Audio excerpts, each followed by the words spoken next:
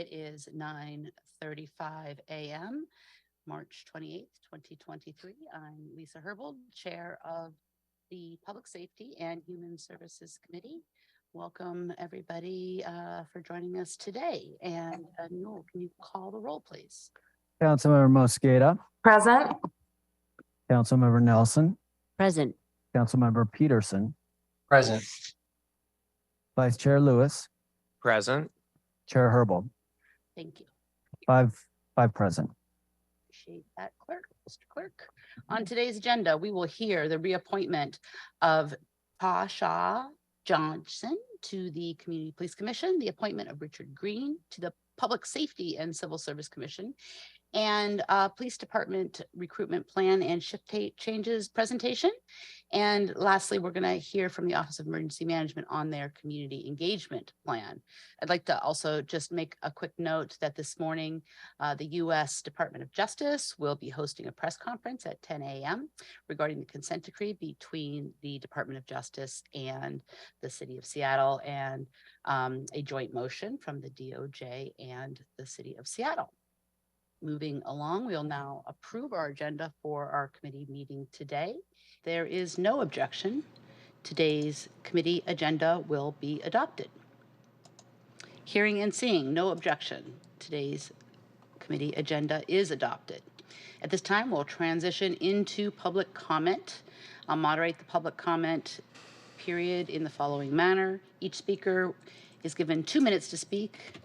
I will alternate between virtual and in-person presenters, but I believe we only have an in-person presenter today, so I will not need to alternate. If you've not yet registered to speak, but you'd like to do so, you can sign up before the end of the public comment session. I will call on each speaker by name. And once I call your name, if you are using the virtual option, you'll hear a prompt. And once you've heard that prompt, please press *6 to unmute yourself. Please begin speaking by stating your name and the item which you are addressing. And speakers will hear a chime when 10 seconds are left of the allotted time. Once the speaker hears that chime, we ask that you begin to wrap up your public comments. If speakers do not end their comments at the end of the allotted time provided, the speaker's mic will be muted after 10 seconds so we can hear from the next speaker.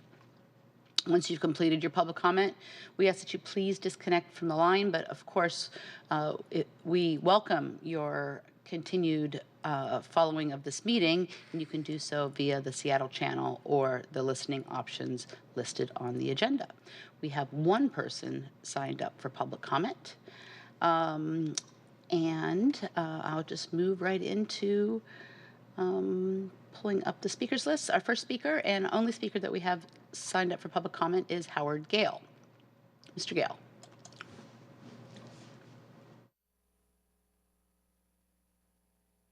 Good morning. Howard Gale with seattle.gov. Just a few hours ago, the Seattle Times reported that the mayor and the U.S. DOJ will be calling for an end to most of the federal oversight of the SPD, claiming in part, quote, strong community participation and civilian oversight. At a time when Seattle's Community Police Commission has taken to attacking victims of police violence, shutting down any public comment at meetings, and has suspended their community engagement forums due to their fear of the community, the notion that we have, quote, strong community participation and civilian oversight is beyond absurd. In its 11th year, the CPC has consistently eschewed any engagement with the victims of police violence. In fact, the CPC has never had a commissioner that has been a victim of serious police violence.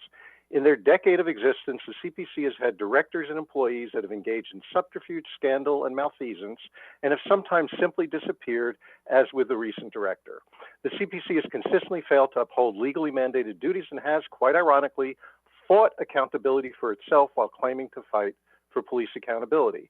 In the last couple of years, the CPC has fought against any attempts to have an outside audit and has fought the Seattle Human Rights Commission's attempt to give voice to those most impacted by police violence. The CPC remains an undemocratic, non-transparent, and unaccountable body hostile to the community. Seattle's entire police accountability system has fought to exclude the voices of those directly impacted by police abuse and police violence. Despite the council having passed legislation last fall to create a program to give an official voice to those impacted by police violence, folks within the council and within the the accountability system have unrelentingly tried to undermine this program. With a quarter of the year now gone, this program has failed to progress, has not had a single legally mandated report in its first 3 months, and has in fact been set back via attempts to once more exclude from decision-making the very people this program was designed to serve. Is this, quote, strong community participation and civilian oversight? Thank you, Dr. Gale. Will the clerk please read in agenda item number 1? Agenda item 1, reappointment of Tasha R. Johnson as member, Community Police Commission for a term to December 31, 2025. Thank you so much. Newell Aldrich from my staff will be joining the presentation. We know that a Community Police Commission co-chair had confirmed to attend this morning, but has been called to the DOJ event taking place this morning that I mentioned at the top of the meeting. Just want to note that the CPC provides ongoing community-based oversight of SPD and the police accountability system. And I'll request that Newell present that appointment. Thank you, Chair Herbold. Tasha Johnson serves as the Associate Executive Director for Choose 180, building the infrastructure of programs, as well as implementation of programs with community partners, and co-creating the LGBTQ+ staff training workshop and manual. She has a Master of Social Work from the University of Washington and a Bachelor of Science magna cum laude in Health Sciences at Portland State University. She completed the Puget Sound Sage Community Leadership Institute. This is a reappointment. Thank you, Newell. Tasha is a reappointment, and our standard is not to require reappointments to attend committee, but I'd like to entertain any questions or comments that council members might have. Councilmember Nelson. This was going to be a question directed at Joel, but maybe you guys can answer it. I just looked at the matrix and I see that 8 of the 21 positions are vacant. So are there ever problems with quorum, or do they track attendance, or can you just? The CPC has quorum requirements that are followed, and the issue of addressing vacancies is an issue that the CPC, the mayor's office, and the council are working together on. We do have some additional appointments coming forward in our 6 additional. Oh, wow. Okay. Yeah. But more to say on that, because you definitely raise good questions. Thanks. All right. Not seeing any other questions, looking at my virtual hands and real hands. With that, committee members, I move the committee recommends the confirmation of appointment 02502. Is there a second? Second. Thank you. Been moved and seconded to recommend confirmation of appointment 02502. If there are no further comments, clerk, please call the roll. Councilmember Mosqueda. Aye. Councilmember Nelson. Aye. Councilmember Peterson. Aye. Vice Chair Lewis. Yes. Chair Herbold. Yes. 5 yes. Thank you. This appointment will move on to the full council meeting on April 4th. Will clerk please read in agenda item 2. Agenda item 2, appointment 02501, appointment of Richard Green as member, Public Safety Civil Service Commission for a term to December 31, 2025. Thank you, Mr. Clerk. Appreciate Public Safety Civil Service Commission Executive Director Shealy for joining us on this item. And I understand, Newell, you also are going to be playing a role in this presentation as well. Thank you. But if we could just kick it off, Director Shealy, by your speaking briefly to the work of the Public Safety Civil Service Commission. Just a quick Yes, overview. thank you. Thank Can you you hear very me? much.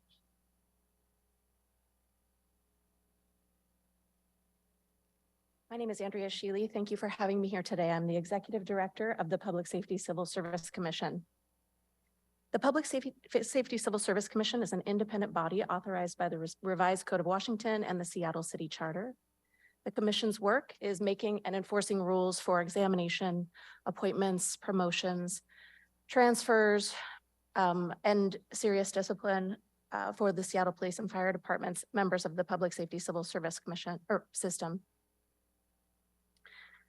The commission provides sworn police and uniform fire employees with a quasi-judicial hearing process for appeals concerning serious disciplinary actions, investigates alleged violations of enabling legislation, and directs the program which develops and administers merit-based entry-level and promotional civil service exams for most ranks in the Seattle Fire and Police Department. The PSCSC consists of 3 commissioners and an executive director. The mayor and the city council each appoint 1 commissioner, and the 3rd commissioner is elected by the members of the Public Safety Civil Service System. The PSCSC is a little-known part of Seattle's public safety accountability system by conducting independent review of serious disciplinary actions and providing a robust and independent process for evaluation of candidates for hiring and promotional consideration. As executive director, I recommend Mr. Green's nomination.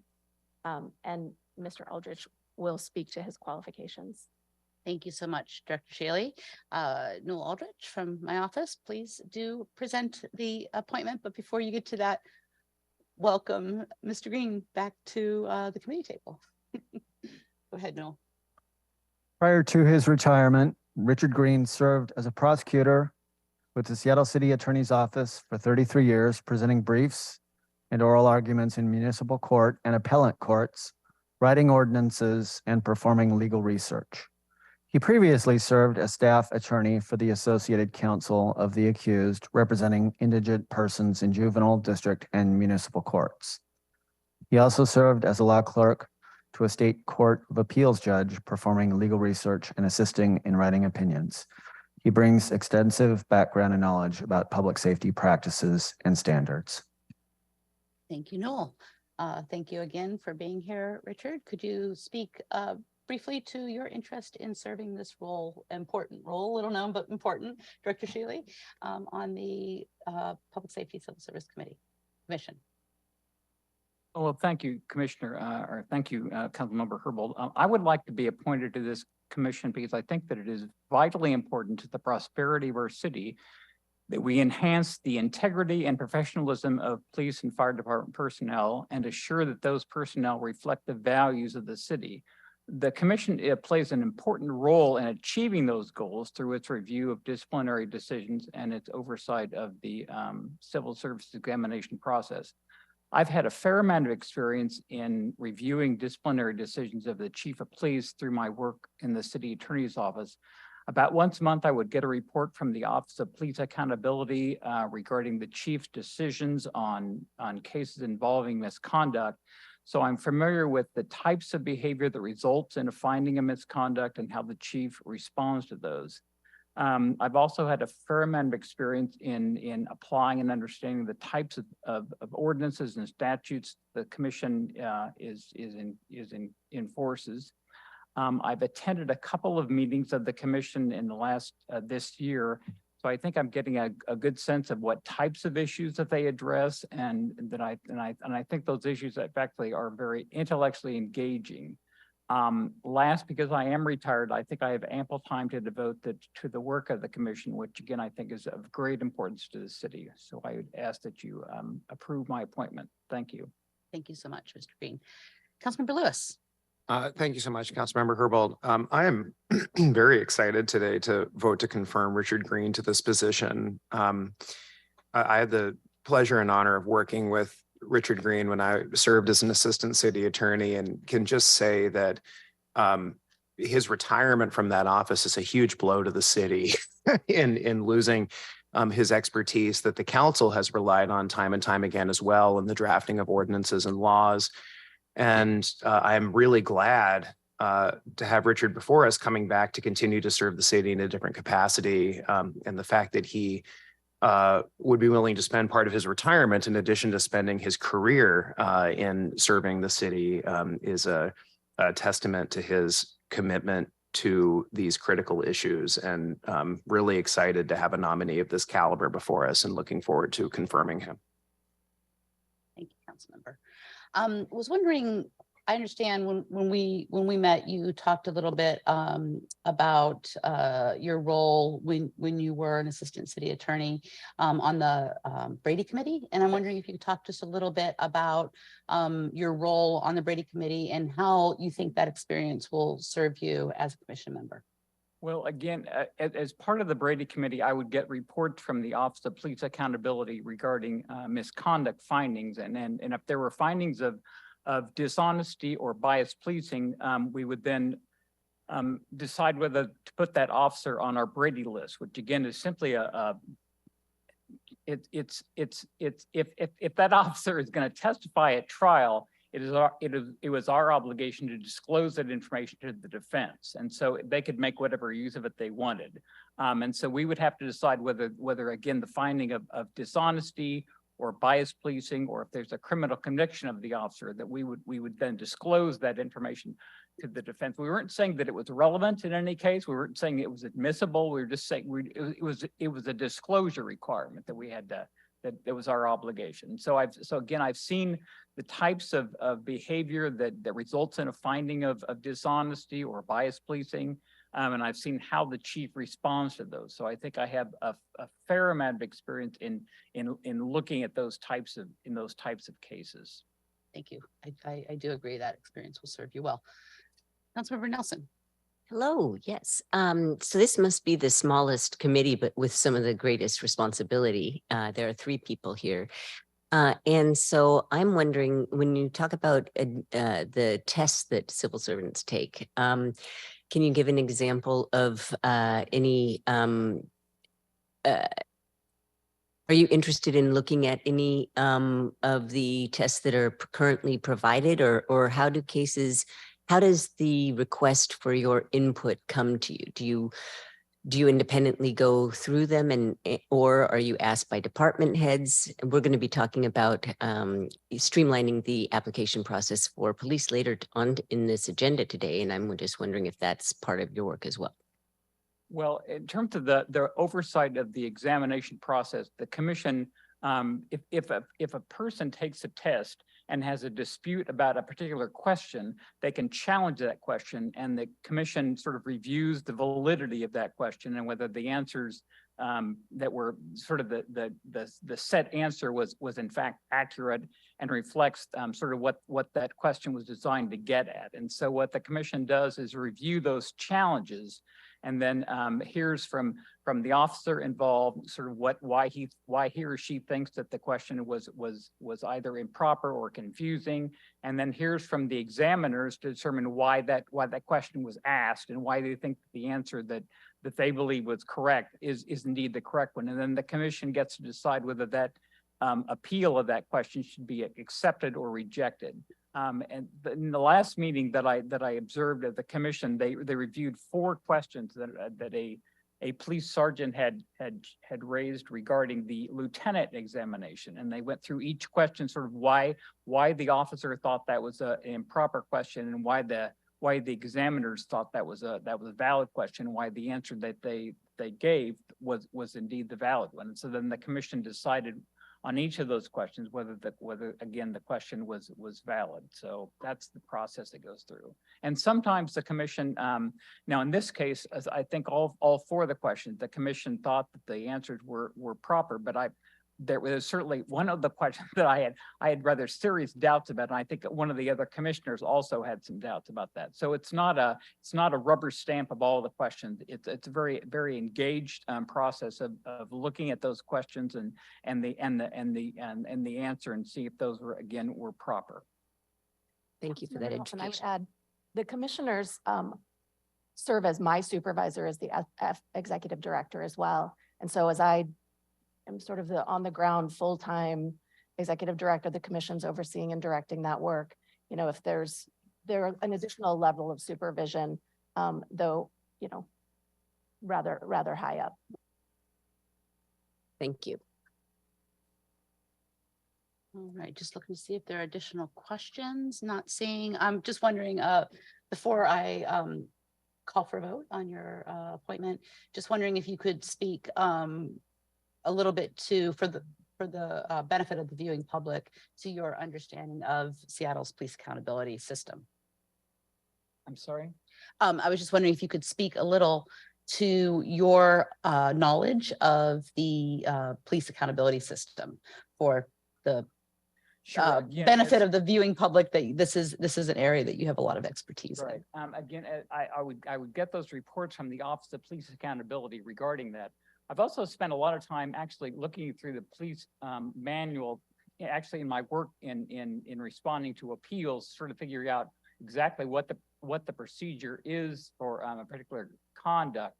If say a defendant would challenge a stop or a search or a vehicle impoundment, I would then have to go through the police manual and find out sort of what exactly it says about those things. And so I've done a fair amount of work, both in reviewing disciplinary actions and just examining sort of the police manual of how it's developed and sort of what its structure is. Thank you so much. If there are no further questions, and I am not seeing any, where the clerk please call. Oh, I'm sorry. I'd like to first, before asking the clerk to call the roll, I'd like to move confirmation of appointment 02501. Second. So much. It's been moved and seconded to recommend confirmation of appointment 02501. Are there any additional comments? Seeing and hearing none, just really excited to have your expertise in this really important role that is integral to engendering community trust in our public safety and first responder system. So thank you. With that, will the clerk please call the roll? Councilmember Mosqueda, Aye. Councilmember Nelson, Aye. Councilmember Peterson, Aye.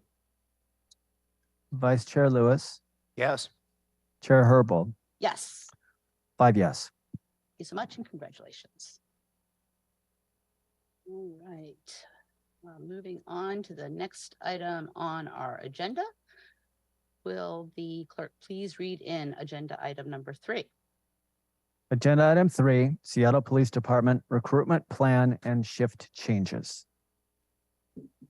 Thank you so much. And we're being joined at the table by a number of presenters, and we'll wait till everybody's seated and do some introductory remarks as well as introductions, and then kick off the presentation. Appreciate Senior Deputy Mayor Harrell being with us from the Mayor's Office and the Seattle Police Department, Public Safety Civil Service Commission, all for a presentation on the long-awaited recruitment and retention projects status update for SPD. It's priority for this committee to support the expansion of our public safety network to include a variety of non-police responses. But this committee and the council have also supported recruitment and hiring for SPD staffing needs. Just as a little bit of background, last year we passed Council Bill 120389, creating new hiring incentives and funding additional recruiters for the department. And in the budget process, we fully funded SPD's hiring plan. Today, presenters will share with us an update on SPD's recruitment and retention project. Presenters, I'll hand it over to you to introduce yourselves. Thank you, and proceed with your presentation. All right. Thank you, Council Member Herbold. We're just getting ourselves set up here. I want to thank the committee for having us today. My name is Monisha Harrell. I'm the Senior Deputy Mayor. And I would like to introduce the team. We're going to be led by Sarah Smith, who's our Mayor's Office Project Manager today. We'll also be hearing from Andrea Sheely, the Executive Director of the Public Safety Civil Service Commission, and from Mike Fields, who is our HR Director at SPD. We are looking forward to going through today's program with you today, where we will be talking about SPD recruitment and retention, particularly in support of the legislation that council passed last year. Thank you very much for that, to help us increase our numbers. We're just giving you a little bit of an update on the process and where we are and what will be next. So I'm going to hand it off to Sarah to take us away. All right, and so I think I figured out the technology, so that's exciting. Good morning, everyone. My name is Sarah Smith. I am in the mayor's office and I am the project lead on this pretty amazing project. Today, we're going to be talking about several different topics and some updates. And so general agenda is going to be a background and context setting. I want to explain why we're here. I want to explain who the team is and what we're doing. Then we're going to go through some updates on the candidate experience, and I'll explain more about what that means later. We're going to go over our marketing updates and our recruiting updates, as well as retention. Then we're going to talk about hiring totals, where we are right now so far, and then what's coming soon. So that's our agenda today. All the graphics you're going to see on this PowerPoint are actually graphics that are put out in our social media, and so you can see them out and about. So this is one of those examples. It's pretty exciting. All right, so background. So as we all know, we are experiencing historic staffing lows in the Seattle Police Department. Since 2019, we've seen over 400 officers actually leave the department. And in order to combat against this and to really move forward, the mayor announced his new comprehensive recruitment plan last year that focused on three main goals. First, making hiring easier, faster, and more efficient. And so that's really talking about building a better process and system that allows people to come in easily and quickly. The second is to attract top recruits, high quality recruits with competitive compensation. So talking about our incentives, as well as talking about negotiations with our contracts. Three, recruit candidates committed to our community, because we believe that our community is our main priority. It's a lot of work. That's a pretty huge task in front of us, as we all know. And there are some amazing people on this team. And so, the senior deputy mayor mentioned who's all here today, but our team is much larger than that and consists of SPD, Civil Service Commission, Seattle Human Resources, and the mayor's office. So a lot of different departments are part of this. And knowing that there's so much work that has to be really focused in on, we have actually split it into three different buckets. And so that's what we're going to talk about today. The first bucket is candidate experience. And that is really talking about when someone applies through the Civil Service Commission all the way up until they receive their conditional offer. So that's going to be our candidate experience.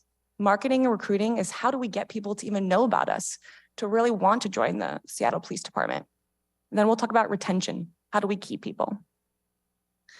And so now I'm going to actually pass it on over, and we're going to start with our updates for candidate experience. And that's first going to start with some pretty amazing updates that have happened in our examinations and application process. So I'm going to pass on over to Andrea. Thank you, Sarah. Hello again, council members. This is sort of a high level, but also overview of the data as a candidate applies and then moves through our testing process. As you see, there are multiple steps. And during the pandemic, we transitioned to an entirely remote testing model for civil service testing, as it was impossible, of course, to bring people together in the numbers that we had previously. So this illustrates the number of applicants we received in 2022. This is to give you an idea of the funnel.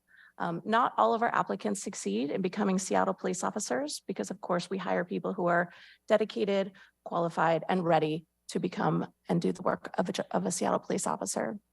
But a great number of people may apply, although I will tell you these numbers for 2022 are significantly lower. It'll be no surprise to you than in pre-2020 application years.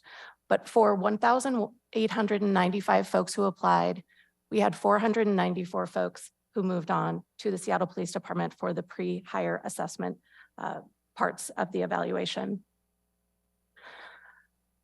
Sarah, we can go to the next slide. Before we move on, so I understand that the total numbers of applicants in 2022 are significantly fewer than pre-pandemic.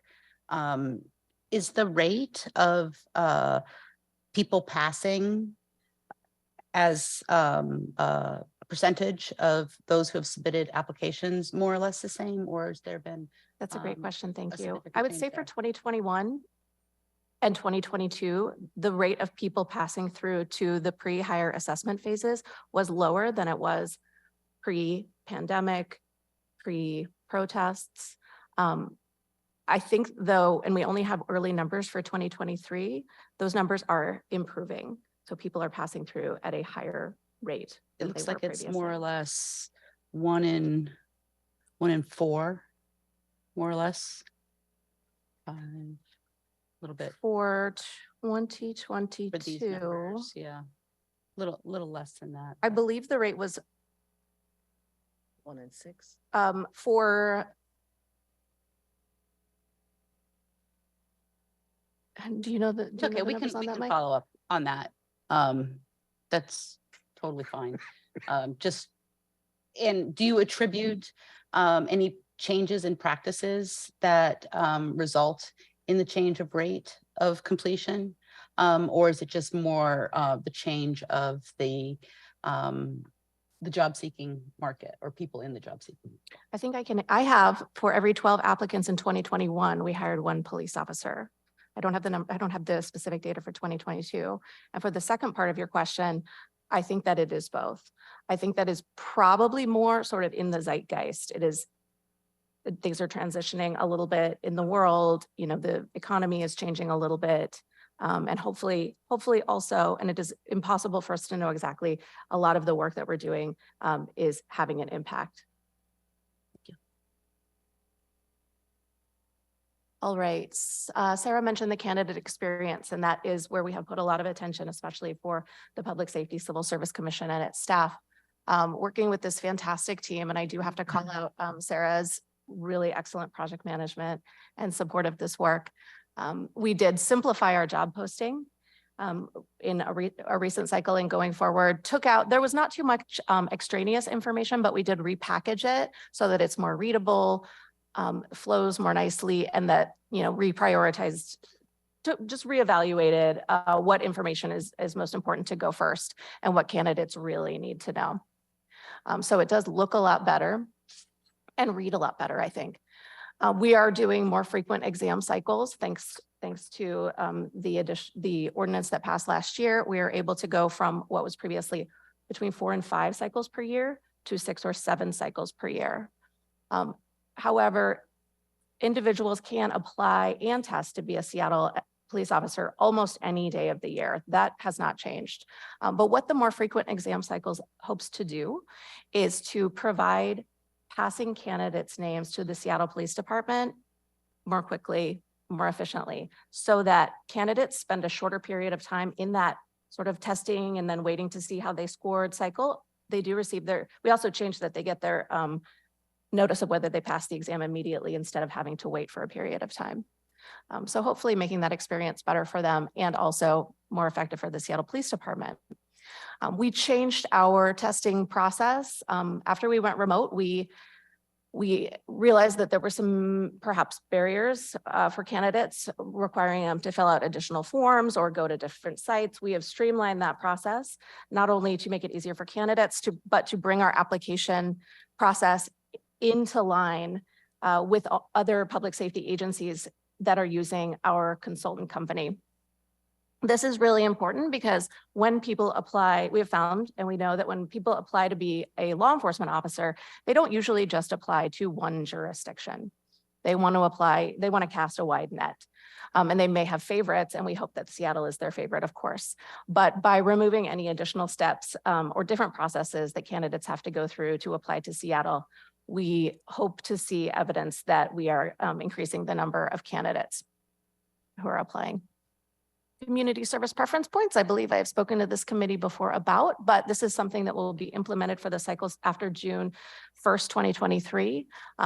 And Chair Herbold, this is something that you have been working on for a very, very long time, and we finally are bringing to fruition, where candidates who have accomplished 2 or more years of direct service to their community, and that can look like a variety of things. It is not a limited list of types of volunteer or paid work that candidates can have done to earn these points, but they will have an additional 5% if they apply and their work experience is verified. They will have an additional 5% added to the passing score of their entry-level police officer exam. We're extremely excited about that. And if I may, I would just speak to that and one of the points above, as it relates to community service preference points and language preference points.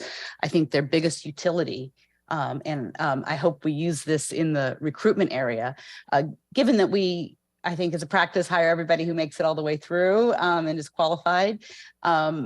Preference points don't actually bump somebody up on the list of likely hires, but I think they're very, very useful to notify members of the public, the job-seeking public, that this is a city that values that experience. And so I think preference points in our job market right now for police officers is a very, very useful recruitment tool. And I hope that we're using it.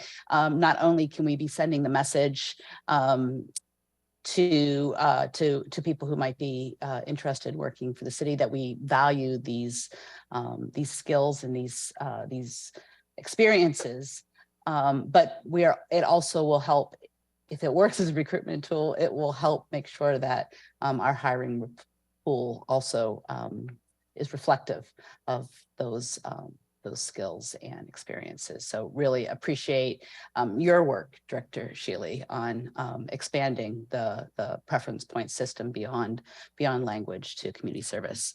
On the again, the candidate experience application and examination, it looked like from that chart that the biggest drop off was for the applicants who do not schedule an exam and the applicants that don't complete the exam. Mm-hmm. Can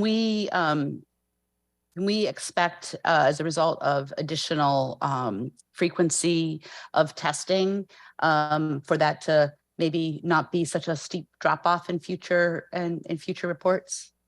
I hope that will be, I hope that we will see that as a result of that factor. But additionally, my final point, we hired additional staffing. We have recently brought on another staff person who will allow us to increase the, communications between folks who are in that phase of testing. We're thinking about multiple modes of communication. We need to keep it very general because as it is part of a civil service process, we need to make sure that candidates are treated the same. But this new staff person will not only bolster our existing testing process, including promotional, but be able to provide support for those candidates who, for whatever reason, get stuck at a different phase. We cannot force them to schedule, but we can provide, more information or whatever, contact that they do need. One of the things I'll add is that what we've seen with other jurisdictions is what we're adding to ours in terms of working with recruiters is that the recruiters that we have brought into SDHR to support this process, they will additionally be doing communications with the people who are applying so that they can tell them like, hey, the exam is coming up, give them reminders and let them know that like these are the next steps. A lot of this process is demystifying what the next steps are for those people who are in the pipeline. And so where you see some of that drop off, we're hoping to be able to reduce some of the drop off by demystifying what the next steps are. Like the next is this exam, the next is this, helping them schedule, and then reminding them of when they've signed up and when they should be moving forward. Thank you for delving a little bit into the role that the additional staff can play in helping us meet our goals here. Thank you. And if I could just piggyback briefly on that point, as we and other jurisdictions have transitioned to an electronic online portal, unlike years past where one would sign up to show up to Kane Hall in person, it's quite easy to click many jurisdictions in terms of who you want to apply for. So to Senior Deputy Mayor's point, it's all the more important that we follow up with that group. That is a big drop off. And if we can address that, the bottom line throughput could potentially increase significantly. And with that, we're actually And going with that, to move on. So in the new year, we implemented an all electronic backgrounding system, which converted several steps in our process to a virtual process. For example, the system sends links to work and personal references automatically, routes files for approval electronically, and allows for more sophisticated applicant tracking. Taking together, this has allowed us to reduce the time it takes to complete a background significantly. And now we're looking at 8 to 12 weeks, which is, I think we have a chart in a moment here that shows that is a significant decrease. In terms of the physical agility test, or PAT, through our partnership with National Testing Network, we've been able to add more locations throughout Washington State for candidates to take the test. And in June, we're actually rolling this out nationwide. So folks who are out of state can take the PAT without having to travel. And I will say we found that those trips, which is on the applicant's dime, are a barrier. So we're really hoping that that can help. And these steps are all aimed at reducing those barriers and reducing hiring times. Another one of the steps in the hiring process is a medical screening. And with healthcare having its own staffing challenges, we have found it difficult at times to get our folks in as quickly as we'd like. So we have onboarded Kaiser as another vendor who can help with that and reduce those times. In terms of our out-of-state applicants, we've added virtual options for our oral boards, which are the interviews, and background interviews. And here again, this removes the need for folks to travel. Even in-state applicants, taking a day off, traveling cross-state, et cetera. This has been a big help. And then to piggyback on what was said earlier, SHR has onboarded both a manager and an experienced specialist, which we're really excited about. That's going to help coordinate SPD and SHR's efforts and really provide not only more frequent contact with applicants, but a seamless candidate experience. Perfect.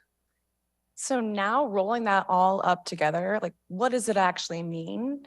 And it means something very significant. Like this is pretty exciting. So, previously, say just a few months ago, the process from applying to actually being given your conditional offer, that could be more than 8 months. And I don't know if people have, looked for different roles. That's a long time to be without any kind of employment funding coming in. It's also easy to find something else. And so that's such a huge win for this team to be able to get that down to 4 to 5 months. So we've halved it through all the work that everyone's just mentioned, and that's pretty significant.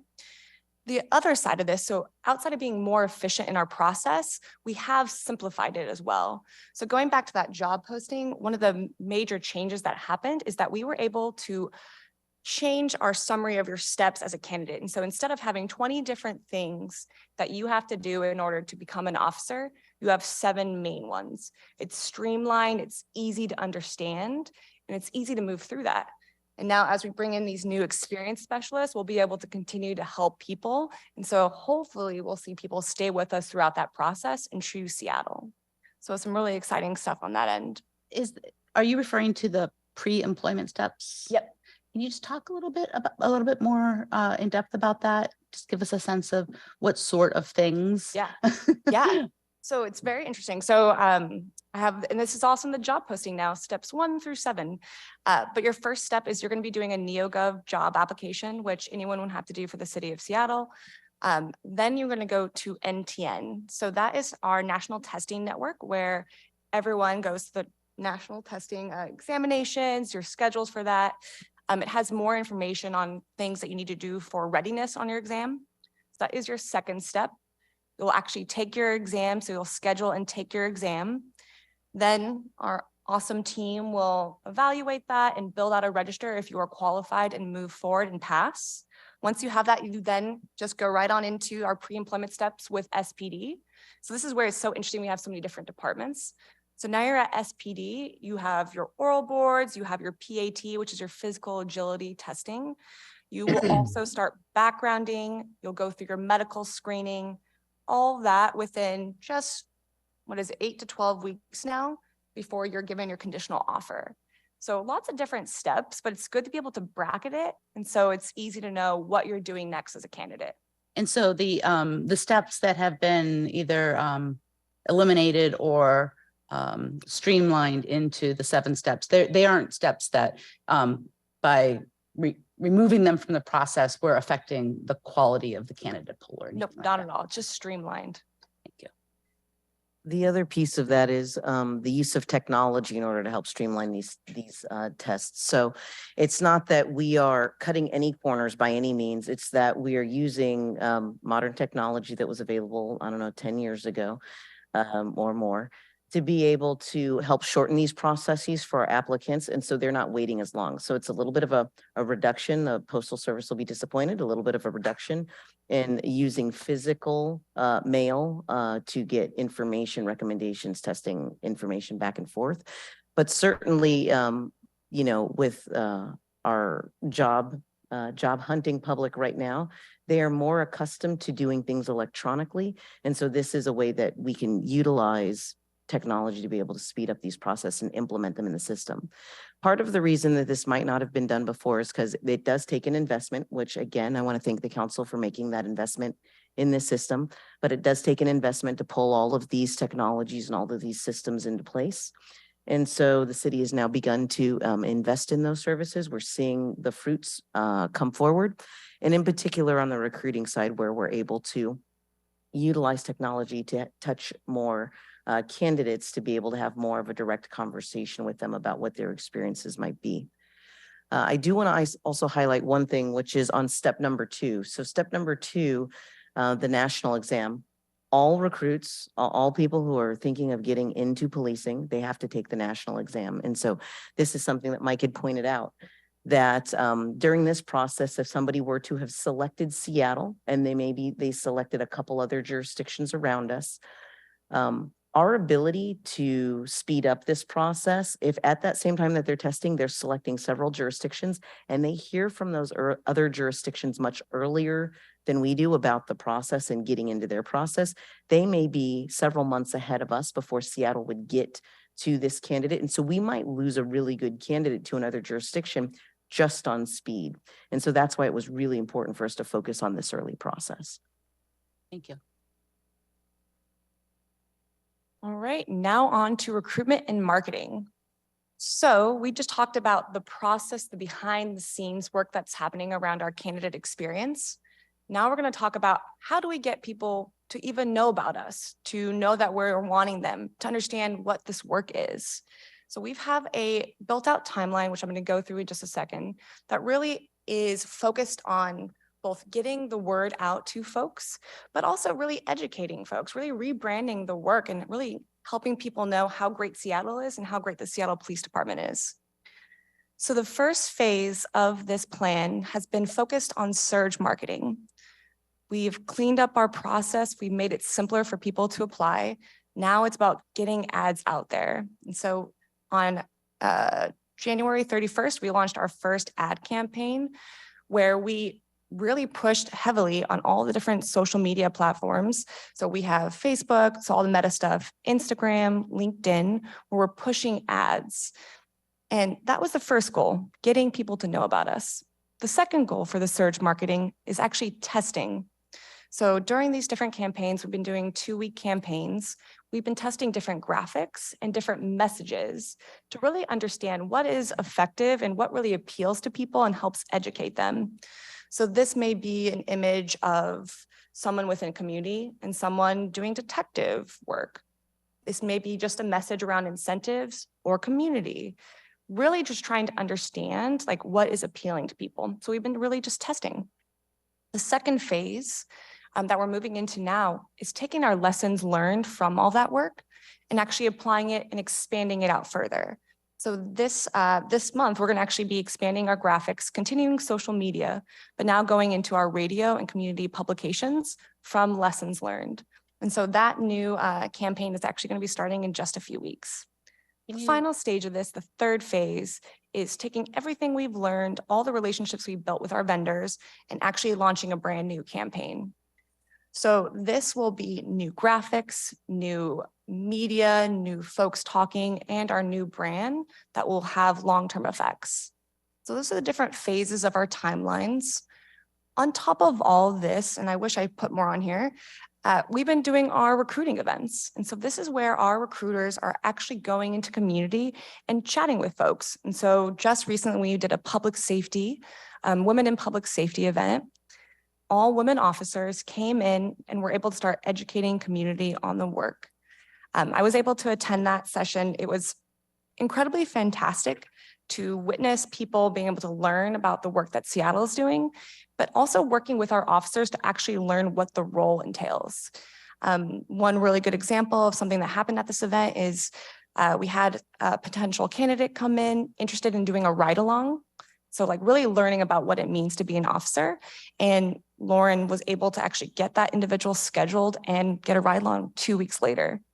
So that's just some of the stuff that we're doing with both our marketing and recruitment teams to move forward. We'll continue to expand that, and we'll talk about that later in our next steps. Okay, so if I wanted to hear more about the lessons learned in your testing that's coming up later. Okay, my questions then. Thank you. Yes. The one thing I'll add is that in the specific recruitment, we are also still working through with our new campaigns, the efforts of SPD to, so SPD and the chief have signed on for the 30 for 30, which is 30% women in policing by 2030.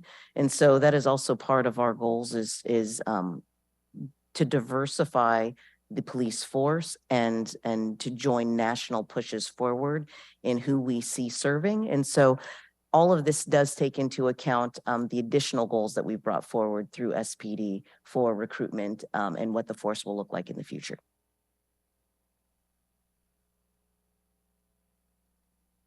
All right, so now I'm going to talk more about what we've done. So the surge marketing phase.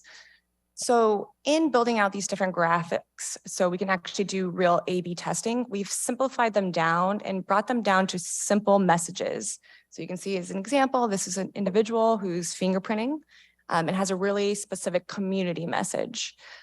We've been focusing most of our images on either people within community, so talking with community, or actually doing the work that a patrol officer would be doing.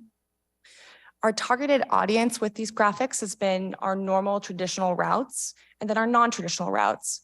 What's been pretty exciting about LinkedIn and doing our graphics on LinkedIn is that we're actually able to target different employment careers. So if you are currently a nurse, we're able to actually to give you graphics for SPD and say, hey, we would love you to consider us and join. So those have been some of our non-traditional routes that we've been looking at. So healthcare, social services, and teachers and education. So really just looking for different pipelines and different audiences to bring into this work. And then also lateral. Now the stats. So from February 1st to the 15th of this month, we've been able to, with these different campaigns, and different unique individuals. So that's 300,000 folks who've now been able to see what we're here to offer and actually learn more about us. Out of those folks, most of them have been able to see our different graphics more than once, which is also really important. It really takes more than just one ad, one moment, one engagement to really decide to, change careers and try something. So the more impressions we get, the better. Now, as I mentioned earlier, we're doing A/B testing where we're able to actually pull different graphics and how much their click-through rate compares to others. So on average, we have about a 1.5 click-through rate, which means about 6,500 clicks. That's the average. When you actually look at the graphics, it depends on what we're presenting. So here are two different examples of different ways that we've marketed. So on the right, you can see that we actually have an ad that has the incentives that we've been moving forward on. And then down below, you can see that we have a video. And I was going to play that video, but I don't know how to make it work on here. Yeah, so these are just two of the other types of graphics and campaigns that we've done. Do you want to help me?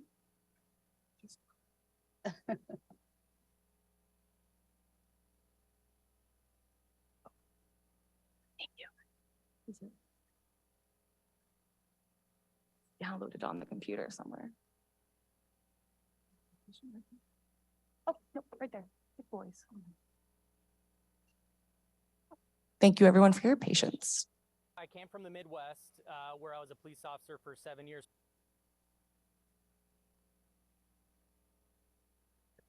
It may not work, huh? Oh.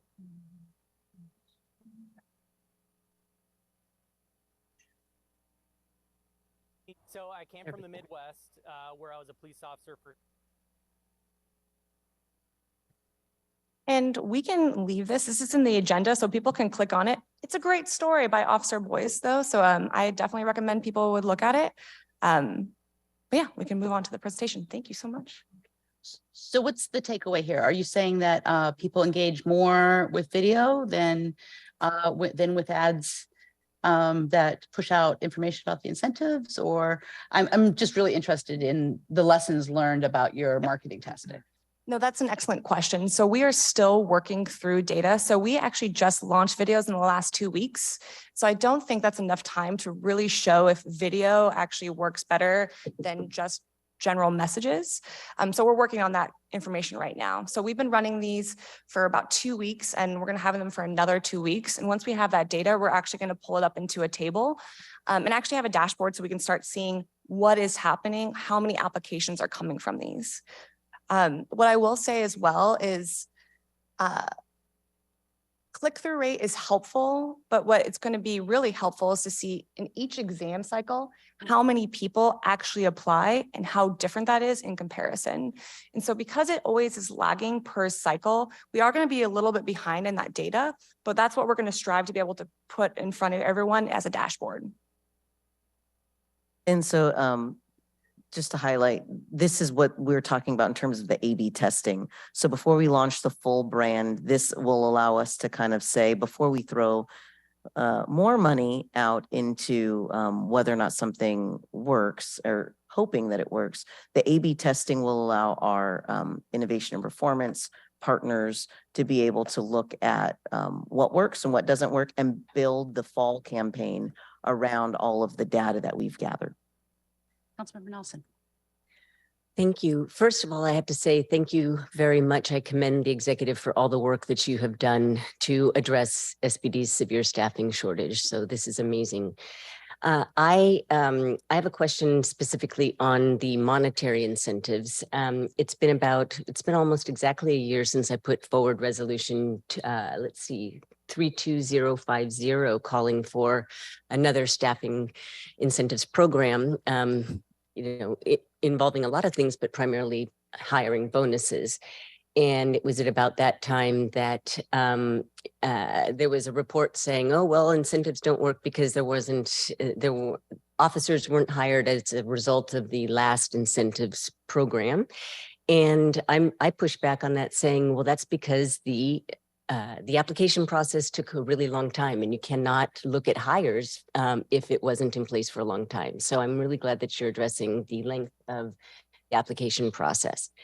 And I think that a better indication of whether or not incentives are working is interest. Applications, letters of interest, or the first response.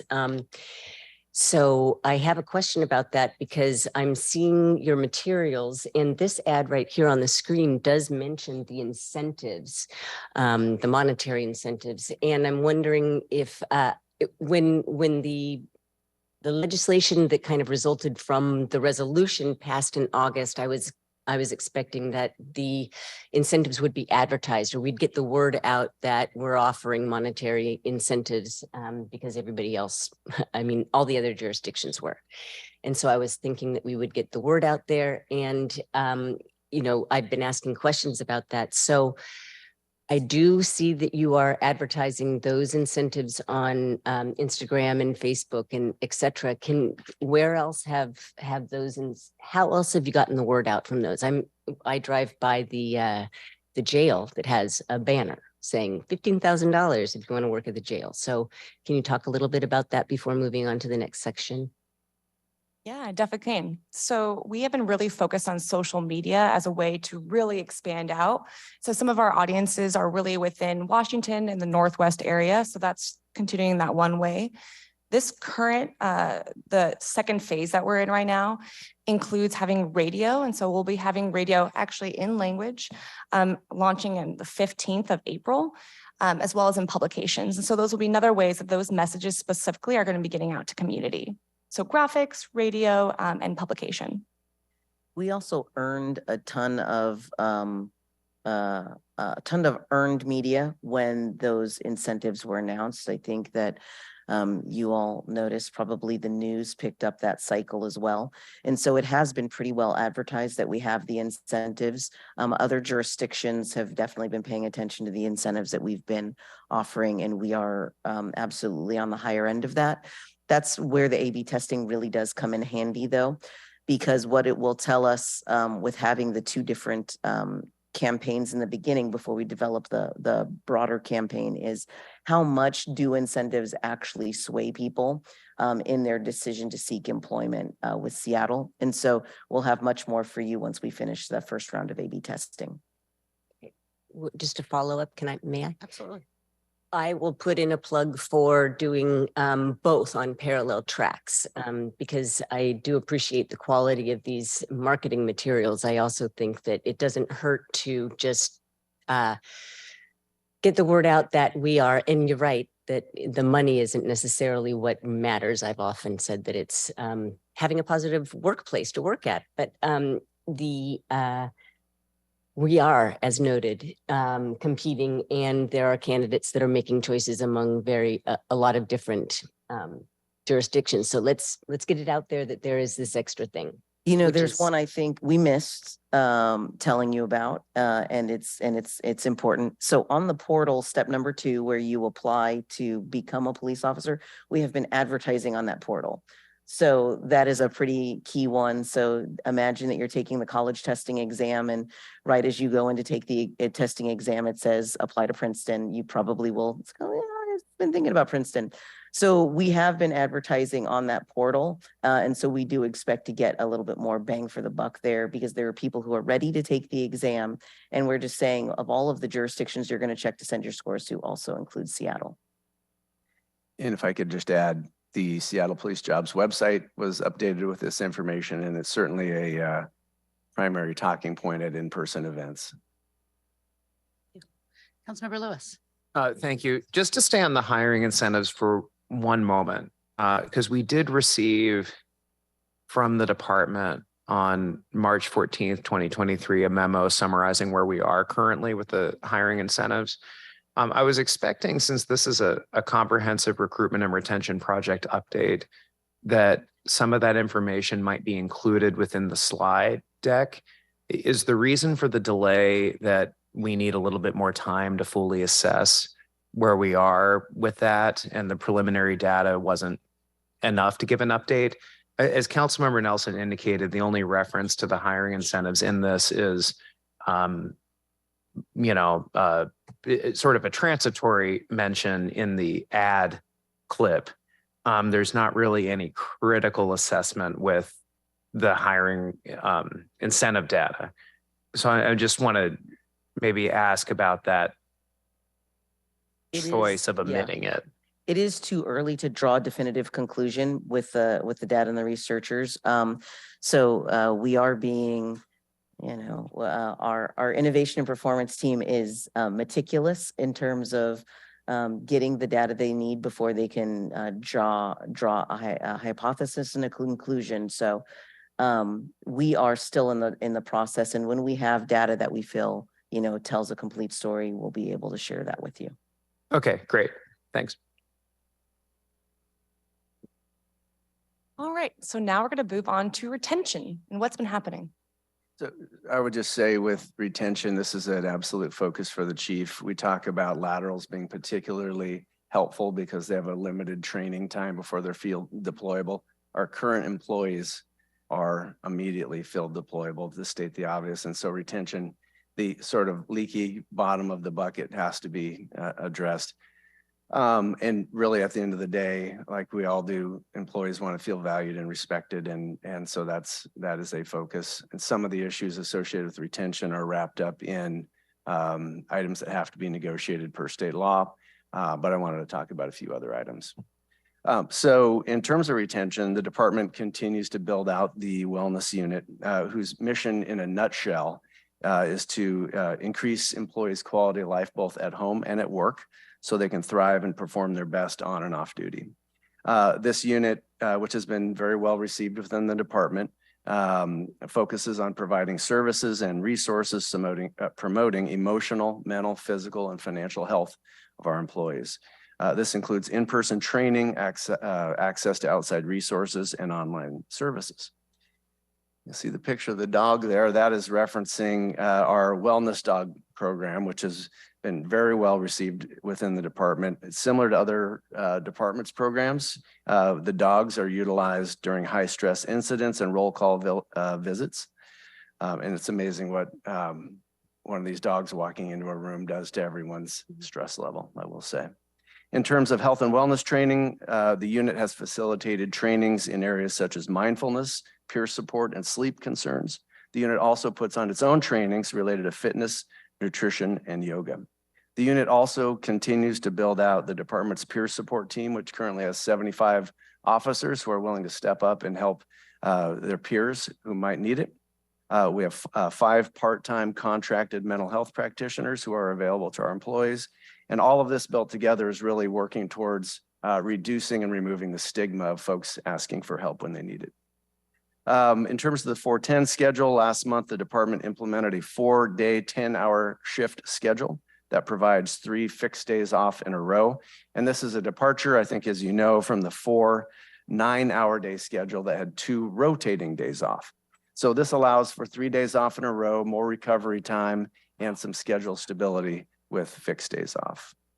And then lastly, I'll just mention the chief each week takes time to shoot a short video, usually about 2 minutes, to the department, recognizing the great work that was done that week.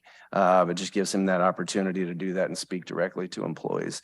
And so all of this is aimed at, getting at the well-established concept that when employees can bring their best authentic selves to work, feel valued and respected, engagement and ultimately retention goes up. So we're excited about these efforts going forward.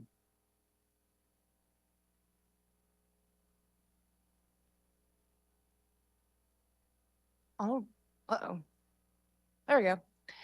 So now on to the hiring report. And so I know that this is something that people are very interested in. And so there are 2 different parts to this that speak slightly separate, which is why I have to have 2 different tables. So the first is looking at this year's applications, the number of applications that we've received so far. So as of March 16th, we've had 417 entry-level candidates apply to be an SPD officer, 165 in this current cycle that we are currently in. And then we've had 37 laterals apply. Now, we have talked about what will happen with those individuals in that earlier graphic, but again, all the changes that we've implemented hopefully will help some of those folks feel more job ready and more qualified to continue through the process. Secondly, our SPD hiring data. So looking at January 1st until March 16th, we are up 19 officers. So 17 of those are entry recruits, and so entry level, and then the rest are returning officers. And that compares to the 10 from last year. So we're in a really small amount of time, and it's something that's really important to remember about this data is all of those numbers are folks who actually applied last year, right? So it's not like they've applied in the last week and then are able to move forward. So these are all folks from last year, and really before we actually implemented a lot of these changes in the system. So really, it's going to be important to be watching the new applications coming in and watching how they actually make their way through the process. Can you just get a little bit more specific on the period of time? Like how much into 2022 do these applicants go back? Yeah, and so Mike, feel free to correct me, but if our process was taking about 8 months for folks to complete, so these new hires would have actually applied through the NeoGov process 8 months ago. So that's the lag that we've been noticing.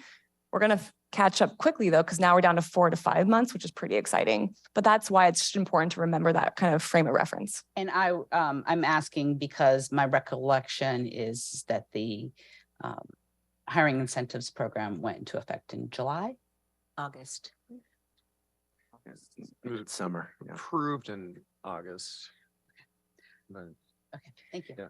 Yeah, and then one other thing I'm going to note is we have 56 individuals who are currently in the backgrounds phase. And so that's 56 candidates who have gone through the register, have passed their exam, and now are going through our process.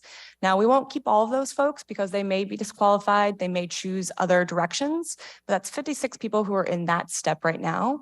And then we have 10 individuals, 8 which are entry level, who are actually awaiting their first day orientations. So those are more people who are coming online soon. We have a hand from Council Member Peterson. Oh, thank you so much. Councilmember Peterson. Thank you, Chair Herbold. I'm just looking at the slide here. Well, let me just ask my questions in general, which all relate to this slide. So thanks to the executive team for this important report and presentation today and all the efforts going on behind the scenes to increase recruitment of public safety officers. And thank you, Councilmember Nelson, for continuing to advocate so strongly for this. We've seen in recent surveys of the general public that the vast majority want City Hall to prioritize safety, including the restoration of the 400 police officers and detective positions lost over the past 3 years, along with other tools to effectively address crime prevention, like alternative emergency responses that Councilmembers Herbold and Lewis and several of us are supporting. And, you know, the mayor's recruitment plan was announced 8 months ago. That plan had noted that as of May 2022, the number of trained and deployable officers was just 954, the lowest in over 30 years. And the plan said its goal was to increase the number of Seattle police officers who were authorized, funded, fully trained, and deployable to 1,450. I fully support that goal to restore and add officers. This PowerPoint showing some initial promising findings. I'm confused though, because the slide that I was looking at just a day ago had different numbers under the hiring data. And I'm wondering if that's because there's a new point in time, because originally it showed -6 for 2023 instead of a +19. So what, if we could explain that discrepancy, because obviously we're trying to get to a net gain of 500. So if we've got a net change of 19 for a 2.5 month period, that's going to take several years to get to the 500. Obviously a -6 would have been worse. So just understanding that point in time discrepancy perhaps. And then also, it looks like we're comparing it to the prior year to date, which is 2022, early 2022. And I think it would be helpful in future reports to compare it to a year, the most recent pre-pandemic year. So 2019, I think would be really useful to see how are we doing compared to 2019 when we didn't have so many challenges facing us. And the budget, some other committee members mentioned the recruitment dollars. I think it'd be really helpful to get a budget of maybe 6 of the line items associated with this recruitment strategy, so we can see what was allocated in 2022 per that ordinance that we approved 126654, adopted in August of last year. And then in the November 2022 budget for 2023, we approved more funding. So if we could see all that was approved, and then the year-to-date spending for all those line items, advertising, the new human resources positions, the incentive bonuses, et cetera, I think that really give us a good comprehensive picture of what's going on. So if you'd be willing to provide that additional information, that would be really helpful. And then letting us know the earlier draft of the slides versus this draft would be helpful. Thank you. Thank you, council member. I'm actually going to focus on that second part first, and then I'll answer your first question. That second part, I think, is, spot on. We do need to be tracking more of this information. And so thank you for those suggestions. I think we will be able to build that out and be able to give it out in our hiring reports moving forward. What I would say, and something that I'm going to be talking about in just the next slide, is all of this data is actually incredibly important for us to be watching as we're really trying new campaigns. So I definitely agree with you. And that's why we're building out a hiring report dashboard that's actually going to help us with that. And so we really can compare moments in time compared to last year in 2019 to really see how the work is changing. So we can definitely make sure that we'll bring that forward in our next update. I think that's very important for all of us to really be tracking what's happening. Going back to that first question, the reason these numbers are slightly different, there's 2 elements. One, this is missing the retirements and separations numbers, which have affected this. And so this right now is only showing the people that have been hired this year, as well as the people who are about to come in. So those are some of the numbers that are missing currently. And so we did have some separations this year, which will bring those numbers down if you're looking at aggregate numbers.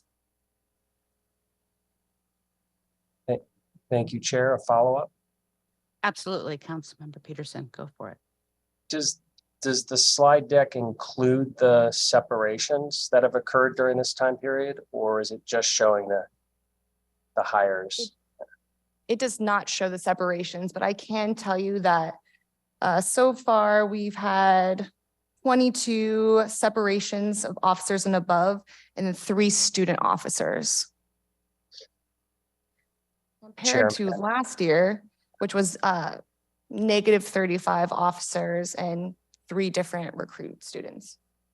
Thank you. Yeah, I'm seeing that the presentation that we're showing now doesn't include information that we received and posted online.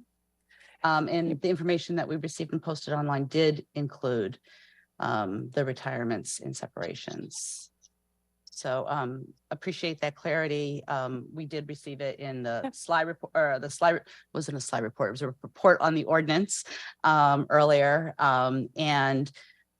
This is by no means the takeaway from this report, because you are all doing so much good work, but I think it's important to see the full picture and be able to look at the full picture as relates to our goals, because I think our goals are very much tagged to both what is possible, but in recognition that we have separations and retirements. I think the goals for July 2022 to February 23 had been 68 hires. And it looks like from this report that we've seen 42 hires over that period of time, as Councilmember Peterson says that when you also factor in the separations and retirements, that puts those hires in really important perspective. And then I also do want to echo his Councilmember Peterson's interests in some of the financial information. The council approved $750,000 in addition to the $170,000 in the recruitment plan bill from last summer.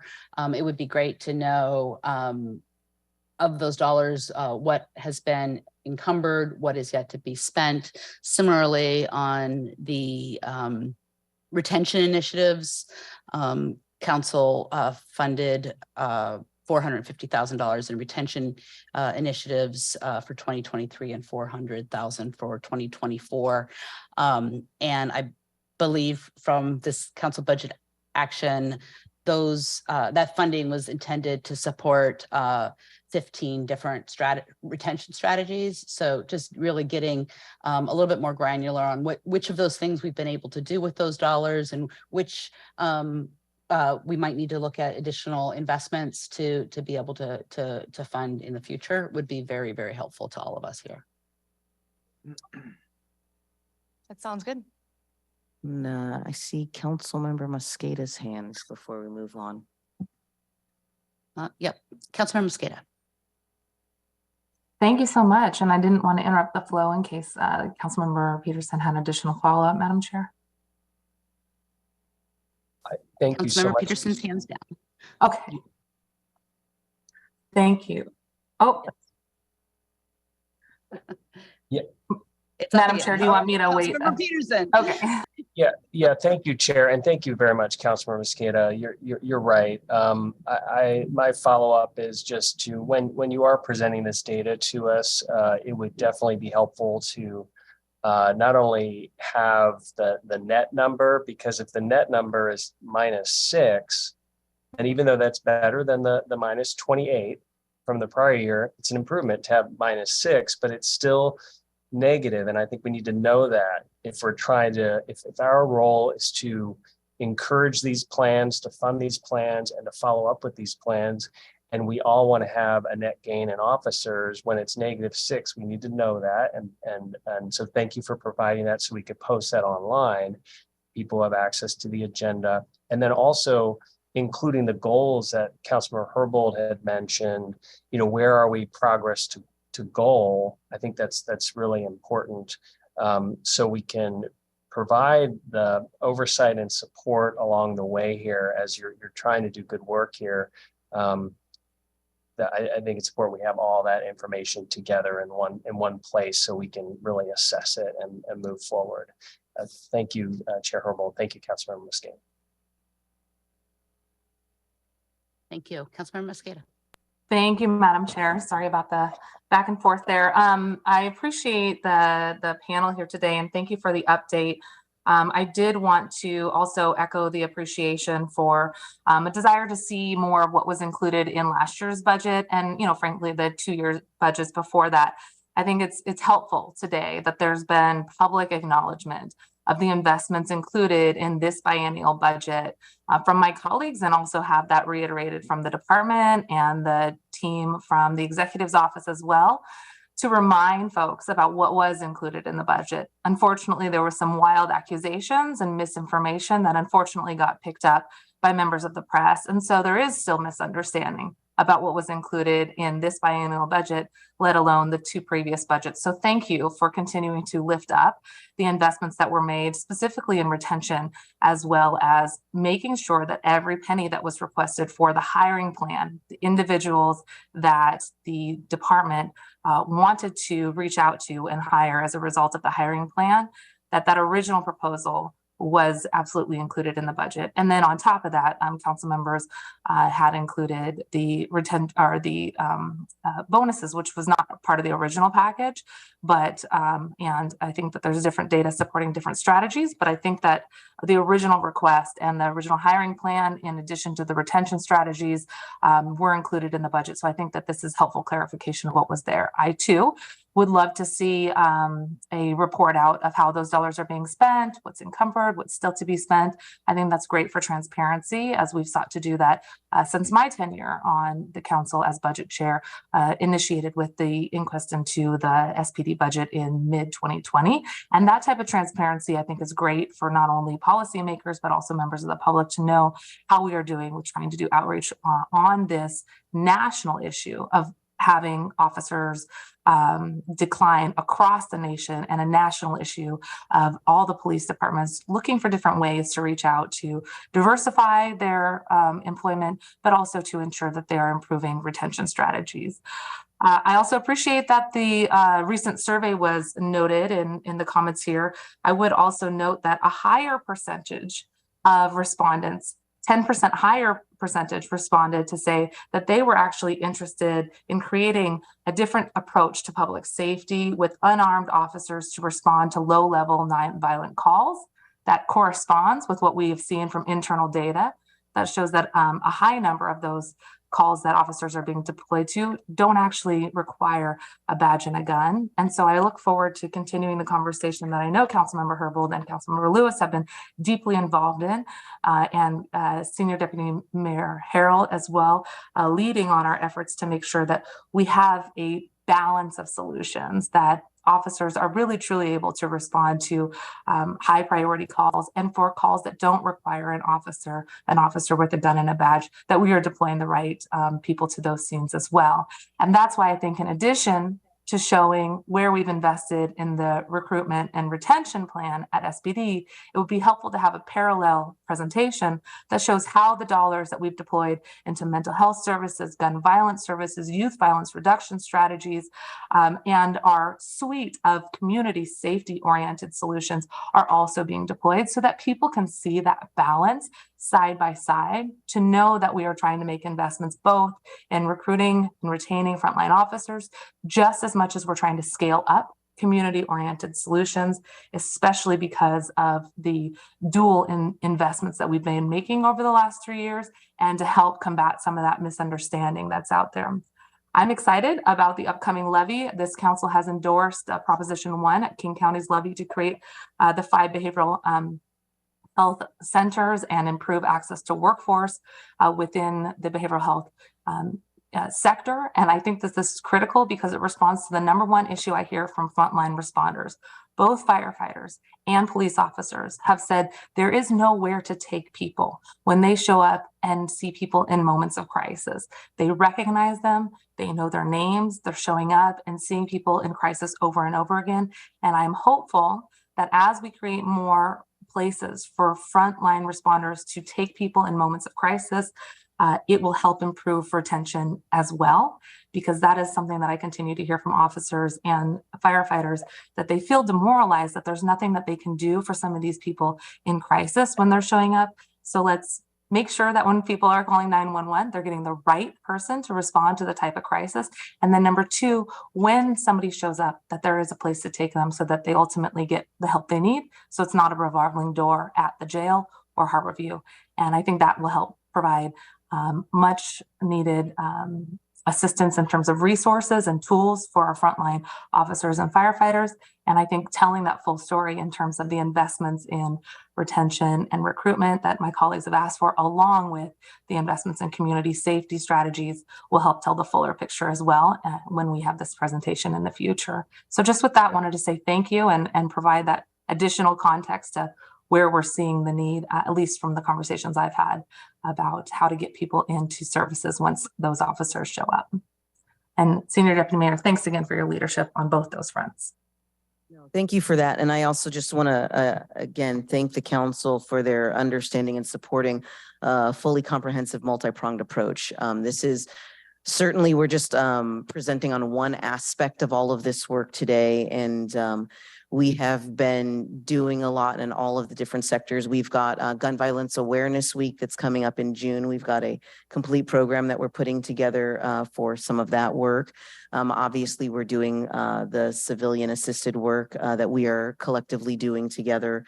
And we too support in the executive, we too support the crisis centers that are coming online. We see them as a critical component to this work that we're doing. They will be a benefit not only to our firefighters and our police officers, as they will have places to take people who are in crisis, but not having committed a crime or anything like that. But also it'll be an additional resource for our civilian department as we bring it forward. We are hoping that Seattle will put itself in a very strong position to not only have an adult crisis center from the county's levy, but also we are doing the research right now to put ourselves in a position to be able to advocate for a youth crisis center for the city of Seattle as well. And so we know that you've all been really strong partners in that. And it is a multi-pronged approach, though we are addressing just one avenue of this today. We continue to work on all of the different ways in which the community wants to see solutions for public safety. Thank you so much, Senior Deputy Mayor Harrell.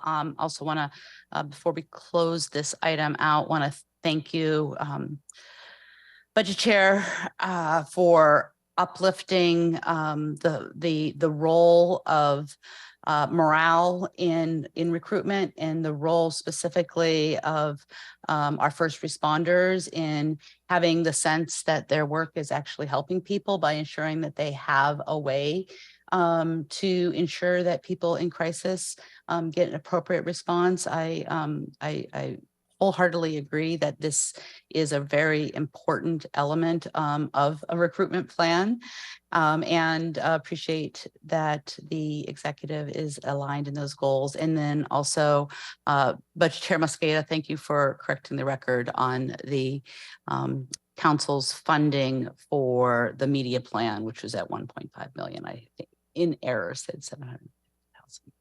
Can I just have a question about the application data here? Absolutely. Go ahead, council member. So to the effectiveness of this, I'm just curious about the comparison from 2021 year to date, because I believe that the news is good that that there has been more applications that have been received, and just I think that you're hearing strong support from this committee at least. And it sounds like for all of your efforts and for incentives. And I just wanted to thank you. It sounds like now most of us are on board. So thanks. All right. Thank you so much for taking the No. time. I know there's a lot going on here today around public safety, and appreciate you being with us. Thank you. Thank you. This is what's coming next. So just so everyone knows, lots of very exciting things, more recruiting, more interaction, more reporting, I hear from you all, and more marketing. Thanks, everyone. Thank you. Be well. All right, Mr. Clerk, please read the next agenda item into the record. Agenda item 4, Office of Emergency Management Community Engagement Plan.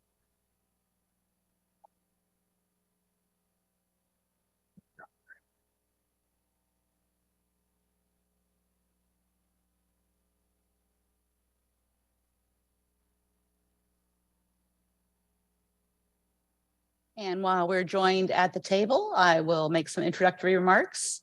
Every 3 years, the Office of Emergency Management's Community Engagement Team updates their community engagement plan. This plan details strategies for emergency preparedness education, outreach efforts across the city. We're joined by the Director of the Office of Emergency Management and the Office of Emergency Management's Community Engagement Director to share the plan. Thank you so much for joining us. And just as soon as you're all set up, I'll pass it off to you to introduce yourselves and launch the presentation. Thank you very much, Chair Herbold and Council Committee. We really appreciate the opportunity to present to you today. My name is Curry Mayer, and I am the Director of Seattle's Office of Emergency Management. And as you might imagine, community engagement is top of mind for us all the time. We seek or are always seeking new people to engage with and always looking for who are we not yet connected to. This is our strategic plan for the next 3 years, 23 to 25. I also wanted to mention we have a small team that works at OEM specifically on outreach and education. We also have a really wonderful program called Community Safety Ambassadors that you will hear about today, who are community members who speak 16 different languages. And so they are able to provide training and education to the public in those 16 languages about hazards, about preparedness, about being resilient. So that's really exciting. We had funded that in the past through some a grant opportunity through the Urban Area Security Initiative, and that funding is going away in the next year. But we are really proud of that program. So I'd also like to introduce Sophia Lopez, who's the Community Engagement Manager. This is her program. And so she'll give you a lot of details about the great work that we're doing. And again, thank you for having us. Hello, thank you for having us and inviting us to speak. As Director Mayer mentioned, this is our community engagement plan. And so today I'm going to provide a brief of the documentation that was provided. So there's a link in the agenda for those attending virtually. My name is Sophia Lopez. I am a certified emergency manager in the city of Seattle's Office of Emergency Management, and I oversee the community engagement program. So right off the bat, the document itself just kind of provides a brief introduction into our office, but highlighting specifically our overarching goals for community engagement in general. The idea behind it is that we are trying to create a culture of preparedness citywide. And this entails increasing self-sufficiency, recovery capabilities post-disaster. We have a variety of resources that I'll cover as far as how we identify what hazards are most impactful to the city of Seattle and those who live and work here. Throughout the program, we also make it a point to provide targeted and tailored education. So we know one size does not fit all. And so our approach is looking at the whole community and with the equity lens, using an equity lens in the work that we do and making sure that we're inclusive across the board. And then thirdly, we focus on building relationships with community-based organizations and faith-based organizations specifically because we understand that in times of distress, those individuals and entities could be the primary voice for community members. They're already trusted voices. And so as part of this effort to build the relationship that government has with local community, we work through already existing trusted voices such as some community-based organizations. Some of the resources that we are dependent on. So as Director Mayer mentioned, we have a staff of 3, myself and 2 other community engagement coordinators. But in addition to that, we also have a support throughout the office. So OEM is a small team, but everyone supports each other. And there's a lot of interconnectedness in the work being done. For example, there's crosswork with our plan section. As plans are developed and written, community engagement takes those plans and circulates them through the public through focus groups, a variety of conversations that will lead to make sure that we're getting input and it's for the community by the community. We also have a team of volunteers that provide outreach education for us on our behalf. There's about 9 volunteers. These are members of the community. A lot of them are thoroughly interconnected with already existing systems such as the Seattle Emergency Communication Hub Network, as well as our own auxiliary communication support, which provide backup radio communication during disasters. So a lot of those individuals are interconnected across the board and provide public education for us as well. In addition to basic disaster preparedness education and hands-on skills trainings, we also have a special topics class that we offer, which is a Stop the Bleed, which is a nationwide program. And through the Stop the Bleed training that we're able, pre-COVID, we were able to offer it more readily available to members of the public to be able to just take a class and not necessarily and have that training, but not necessarily have to worry about storing a kit somewhere. In light of COVID, we adjusted the program and now have a application system in place for nonprofits specifically that house large gatherings of individuals over the course. So for example, around 75 multiple times a year. And so through the application process, nonprofits that are 501c3 can apply to receive training and kits. And as Director mentioned, we are grant funded. So the same funding, it's the Urban Area Security Initiative. And through that funding, we're able to provide anti-terrorism and other hazards training. And so Stop the Bleed is part of that cadre of programmings. And then the idea behind Stop the Bleed is that anybody can be someone else's first care provider. And most people don't realize that the difference between life and death can truly just mean applying pressure to a bleeding wound.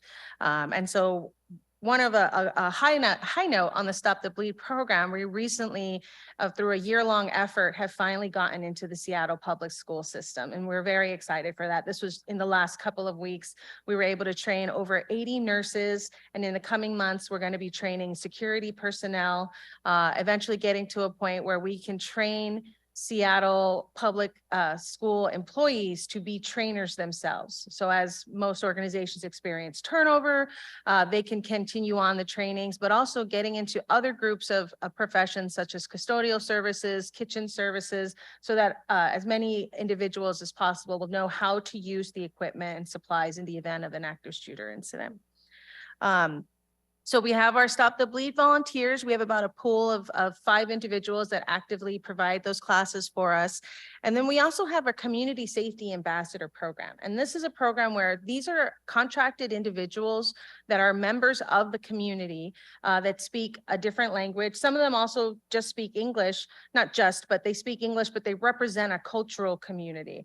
And so we have representation for the Black community, but we also have individuals that are fluent in Vietnamese or Somali or Amharic.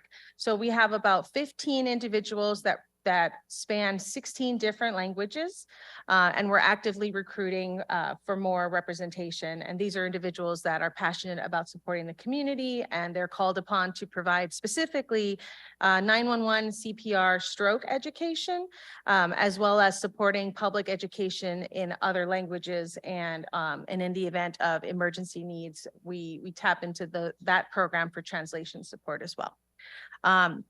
We know that outreach isn't done in a silo, and every department within the city of Seattle has a variety, a form of a community engagement in one form or another. And so OEM is actively a part of the outreach interdepartmental group that consists of other educators from other departments. And we actively work with our counterparts to develop, to make sure that we're working together to amplify each other's messaging, whether it's public events or specific projects.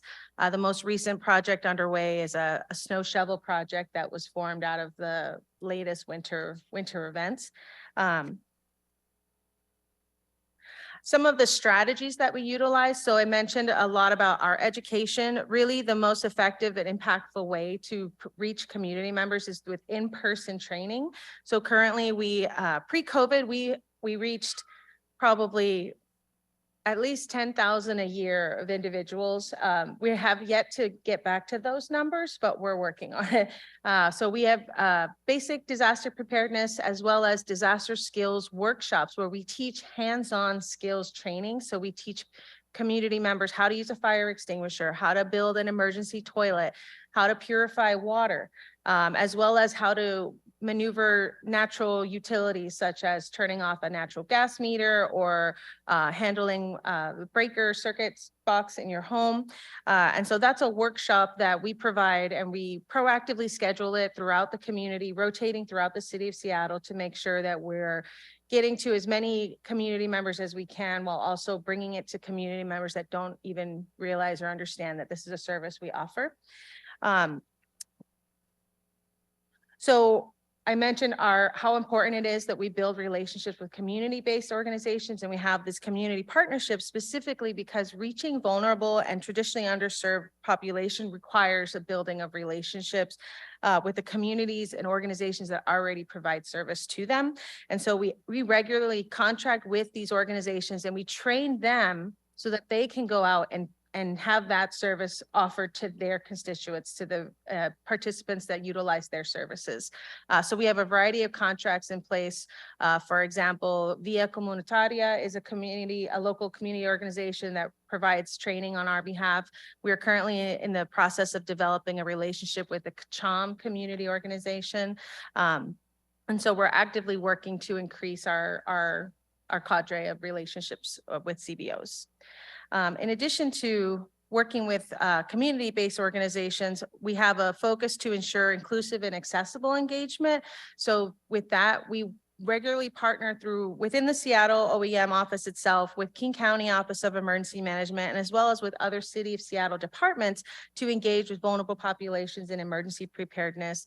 We work at the state level. We're involved in a variety of work groups to make sure that our materials are inclusive and accessible, to make sure that we're taking every necessary step to make the program overall as inclusive and accessible as possible.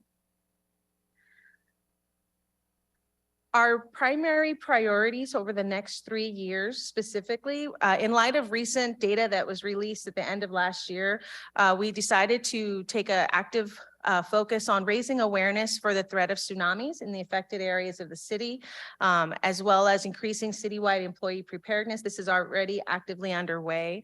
And then I've mentioned repeatedly, continuing to build on the relationships we already have and establish new relationships with community-based organizations that provide services to vulnerable and underserved communities.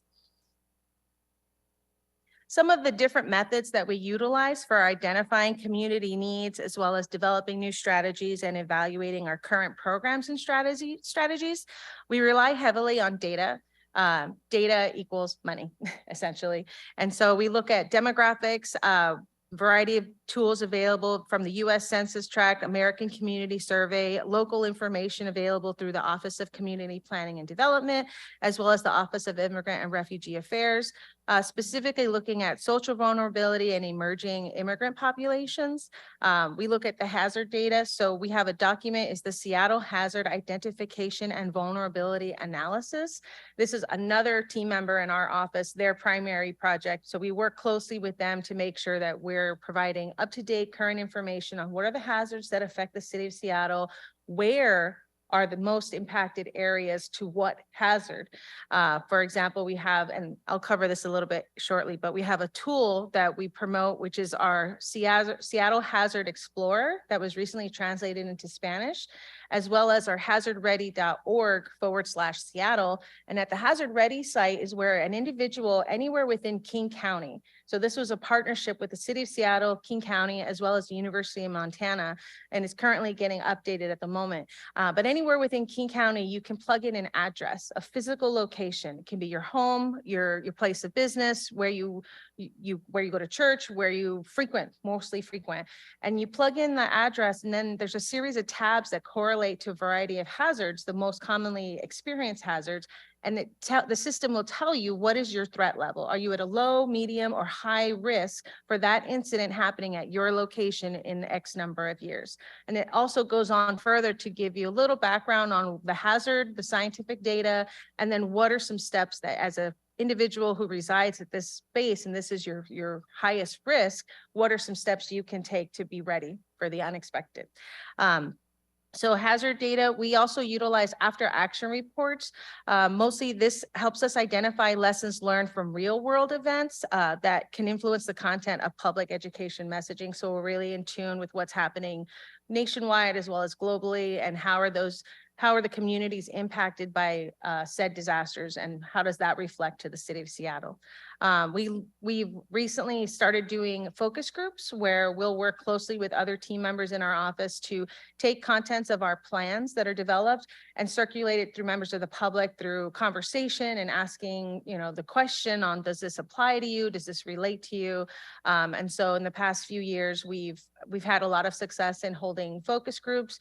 They do come with a financial obligation, so we're not as able to offer them as frequently as we would like to, but we do have those as one of our strategies. And then one thing I wanted to make sure I also included within the plan. So for those who have a copy of our plan, we have a variety of outreach and education tools and resources. I listed a few of them, but there are print resources. I actually brought some. I wasn't sure how many would be present today, so I brought a little stack of our Be Prepared handout, which I'm not sure the best direction to point this in, but our Be Prepared handout is kind of like a gatefold booklet that is infographics. So this is translated in a number of other languages. I want to say at least 9 at the moment. And we're constantly reviewing based on funding, what other languages can we get it translated into? But it comes with a counterpart where this is an actual fillable document that, and it's short and brief and to the point, where community members can write down, for example, writing down phone numbers. How many of us are so dependent on our cell phones that we don't realize that in the worst case scenario, our phones might not be working, and do we have phone numbers memorized anymore? So these are just some examples of tools that we provide to community members in translated languages as well. So we have our Be Prepared infographic. We have a program within the city of Seattle that is called SNAP, Seattle Neighborhoods Actively Prepare.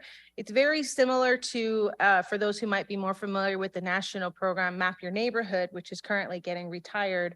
And the state is going to be developing a new program that'll be called Be 2 Weeks Ready. So there's a lot of resources and materials out there, but we try to package it nicely and make sure that whatever works best for whatever community we're going into, we're aware of what their needs are and what would work best for them. We've developed some products over the years with variety of grants that we've been awarded on unreinforced masonry, specifically for if you have a business in an unreinforced masonry, if you own an unreinforced masonry building, or if you rent an unreinforced masonry building. And we're currently getting involved further with working groups that are being developed to tackle that topic specifically. We promote our emergency notification system, which is Alert Seattle, to members of the public. And then some other resources digitally. We have, I mentioned, our Seattle Hazard Explorer and our hazardready.org tools. We have a variety of videos available already on our website and YouTube that show the classes that we teach, the skill set. So how to use a fire extinguisher, how to build an emergency toilet. And then we also have our earthquake home safety guide. And we regularly partner some of our primary partner resources. We have materials that the state develops and is shared widely. So there's a Prepare in a Year workbook. We work closely with the Seattle Fire Department. So we have home fire safety and workplace fire safety. We also have a very close relationship with the Public Health Seattle King County Department, and work with them regularly to provide wildfire smoke or air quality information. And then lastly, in the plan itself, we cover the trainings that we offer. So it's sort of like a little briefing. So we have classes that are available on request. We have classes that we proactively schedule at designated community locations. And then we have classes that are specifically and only taught by our CSAs, our community safety ambassadors. And those are the 911 and stroke education materials. And with that, and so one of the things I also wanted to cover and share an example of, so that was a briefing on the plan itself. What you're looking at now, the next few slides are actually slides pulled from our basic disaster skills training class that is offered virtually and in person. And so part of it is really promoting the building of community resilience and how that starts at the community level. And so we provide these resources to community members so that they know how they can find their nearest hub, for example, their emergency communication hub, as well as there was an effort underway that was grant funded in 2017 where the Department of Neighborhoods division that oversees the P patches, we're working closely with OEM to outfit some of the locations of the P patches that would serve as natural gathering points. So because it was grant funded, that effort did die down shortly after it was completed, and then COVID happened. So what we've been doing in the last year is trying to reignite that, updating the map. It's an interactive map that is available on our website as well as the Seattle Emergency Communication Hub website to really show where are the hubs that are connected to an emergency communication hub, and where are the P patches that are determined and designated as community emergency hubs per the city. And so the next step in that effort is to train the gardeners, those that would report there already with some basic emergency skills that they could benefit them, and then go from there and branching out to further reinforce the community resiliency development effort. My notes say that a number of the community emergency hubs are not currently active. Are those exclusively the locations that you're noting now? Yeah, there are some P patches that don't make for good gathering points, just based on the topography of the way it's established or the size. And so if you look in a total, there's 167, but in actuality, there's really only about 80, like half of that of the P patches make for good community emergency hubs. And then it's important to really emphasize these aren't locations where there would be emergency supplies. They're locations where community members can go and get information, whether it's I want to let someone know I need blankets, and then someone else might say, I want to let someone know I have a lot of blankets. So the idea is that they would report to they be familiar with the location and know that they could go there to either give or get information. And then the more of those that we connect with an active hub, that is an emergency communication hub that would have ham radio capabilities or other be directly connected to the emergency operations center during an activation because they have an auxiliary communication support member. So there's a lot of interconnectedness, but yes, we are currently in the works of updating that document the interactive map so that it reflects more realistically where are the hubs that are emergency communication hubs with hub captains that are established, and where are locations that would be natural gathering points that now we need to do a little more work on getting those. Can you places. imagine if there was a city-wide emergency and we have a map up that has 80 locations that are no longer, I understand it's an information location, not an Well, it should location. be updated already. Oh, it So, is? Yeah, Oh, it okay. should have already I been, the misunderstood. update happened, I want to say last month. Okay. And so what is currently reflected on our website is accurate. Yes. So I mentioned our emergency notification system. So Alert Seattle is a system that residents can opt into, but what's a great feature about it is that regardless if somebody is signed up or not, if there's an emergency that warrants notifying a location, it has geocoding capabilities. So we have the capability to submit alerts through the iPOS system where we can ping any cell phone within this range and they'll be notified. And that helps us capture tourists, folks who don't live here, or maybe they're just visiting. So they would be notified to avoid a certain area or to take action. Generally, the system is used to provide an action-oriented item in that instance. Otherwise, residents have the capability to choose what notifications they would like to receive. So there's an option just to receive classes that emergency preparedness is offering. So whenever a course is offered, individuals who sign up for that, who opt into that distro list will get notified every time we post a class.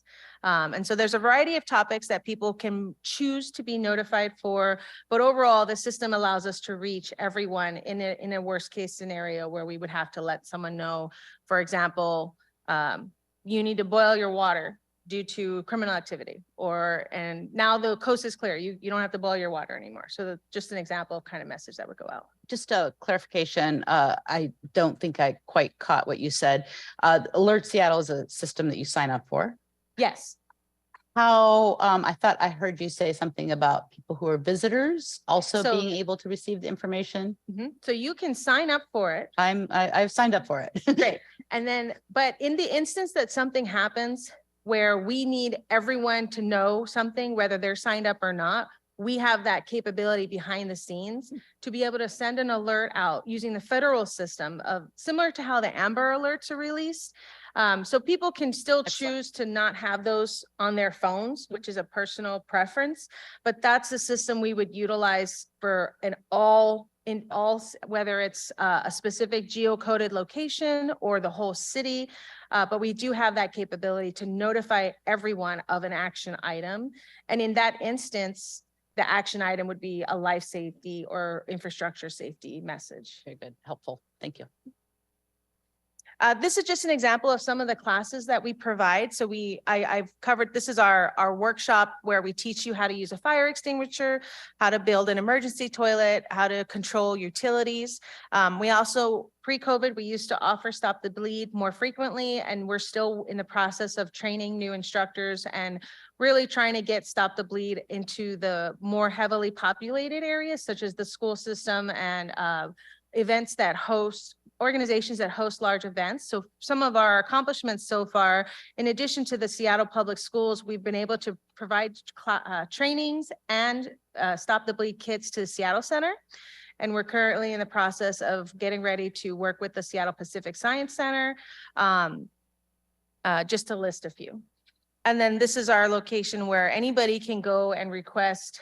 There's a list of a variety of classes that can be requested.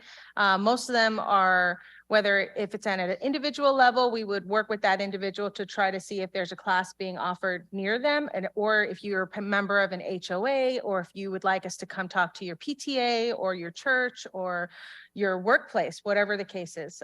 So anyone can request classes. And then we also have our proactively scheduled classes available on our website. We have a variety of resources for information gathering. So we always promote these to individuals ahead of a disaster to be familiar with them. And these are some ways that we would be pushing information out. And that is the extent of my briefing. Fantastic, thank Any you. questions? This is all such important work. Just looking to see whether or not we have some virtual hands. We do. Councilmember Nelson.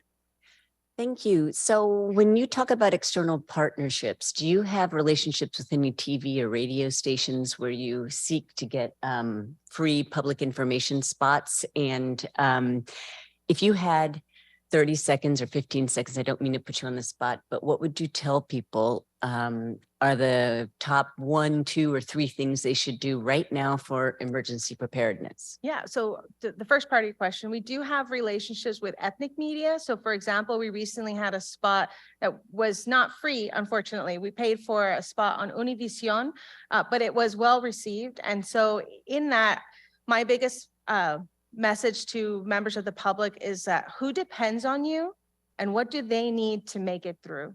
And at the bare minimum, we all need 3 things for survival. We need food, we need water, and we need shelter or clothing or warmth. And so I constantly stress, as someone who's a survivor myself, part of my programming is I share my personal stories, but I can't stress enough how important it is to know what it is you have to be prepared for, to keep in mind who depends on you and what would they need to make it through an unexpected event that has disrupted your normal routine. Thank you. Thank you. Councilmember Mosqueda.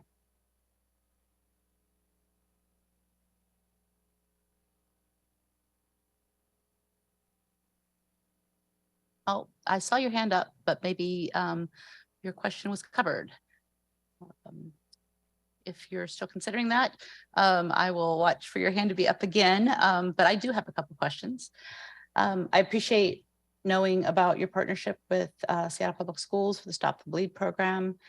Wondering how else you utilize the schools, specifically relationships with the student bodies. We know that young people are really effective messengers to everybody else at home.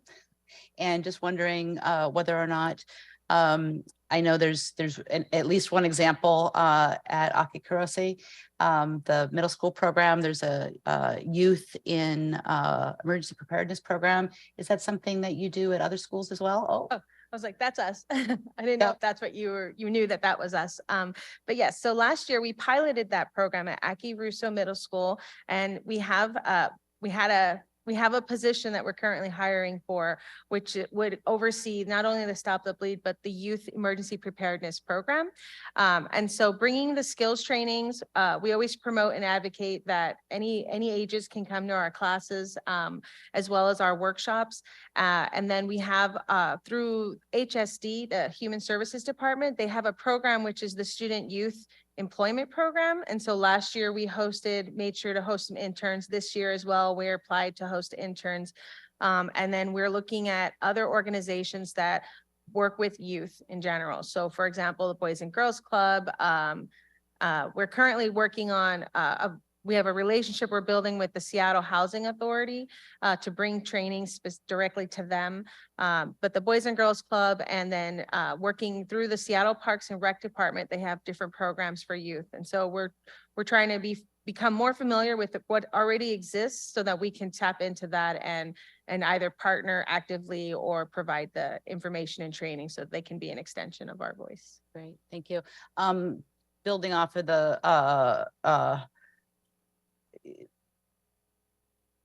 the power to leverage, not just traditional neighborhood involved people, but also, as you're talking about young people in schools, but also young people at college campuses. Wondering, again, we don't want you to duplicate efforts that our campuses are already doing, but can you talk a little bit about that if there's a space for OEM there? Oh, definitely. So last year we were able to provide a presentation to the Rainier Beach Action Coalition, which is primarily managed by young adults, people of color, and we've been working to make sure that we can stay connected with that group, as well as the Rainier Beach Hub, which is the newest formed emergency communication hub. So there's definitely an avenue there. We regularly try to reach out and host interns, college interns. I'm currently going to start hosting a Master's of Public Health intern who is really interested in emergency management. And we are very familiar with the AmeriCorps program as well. And we didn't have the funding to host our own AmeriCorps. However, our partners at Public Health had an AmeriCorps that they have on loan to us. And so that's just kind of another example of how we partner and work with external departments to increase the message. And then lastly, as it relates to the community ambassador program, what's the ballpark, the number of community ambassadors we have? We have 15. 15. And they span 16 languages. And we're And actively, each one is a contract. And so we're actively working to tap into them as far as what work we can have them do, but while also maintaining our budget. We're funded by the King County Emergency Medical Services Grant, as well as our Urban Area Security Initiative Grant. The first one is pretty static. The second one is what is going to be going away. We're going to be starting with our current year, which is our last year of funding, is a regionalization of the Community Safety Ambassador Program. And that will hopefully help get the program more traction, as well as maybe garner more support for future grant applications to support it. The issue of funding going away, given the 15 that we currently have, are there gaps that you've identified for particular vulnerable communities? We were actively going to start recruiting. We had actually started last year and we had to put a pause on recruiting for an ASL speaking ambassador. We still have that on our wish list, if you will, but that in itself will have more cost to it. So typically each ambassador makes about, I believe it's currently $35 an hour. It's modeled after the Department of Neighborhood has a program, which is their community safety liaisons. So the community safety ambassador is modeled in a similar structure where they do work for us, they submit invoices, and then we provide payment. But most of the projects they support us with are translation efforts. So a lot of what we've noticed is community want materials translated by community translators, as opposed to us finding some company and hiring. And we have the capability to have our translations directly vetted by the individuals that speak that language and are members of that community. And so the message is it's one thing to translate something word for word. It's another thing to make sure that it's actually being received well. And so that's one of the highlights of the program. How we plan to adapt it, we're still working on what it'll look like in the coming years when the funding goes away. Thank you.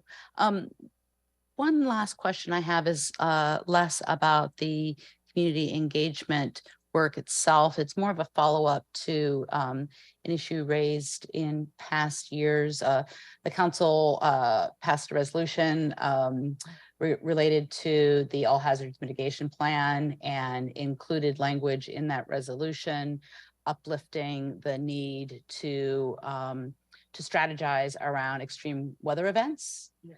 Can you talk a little bit about where we're at in that process, just for all of our Yeah, so one of the things that's happening this year that we're super excited about is that we got some funding for looking at resilience hubs that would serve in extreme weather events, but actually could work for any disaster. So the planning for that includes a large amount of community engagement in terms of where those resilience hubs should be. There's actually a nationwide initiative now on resilience hubs. So this is not just a Seattle thing, but looking at where those places that people currently go frequently. So this is not like, oh, there's this place over here that no one uses except when there's a disaster and they're not familiar with it.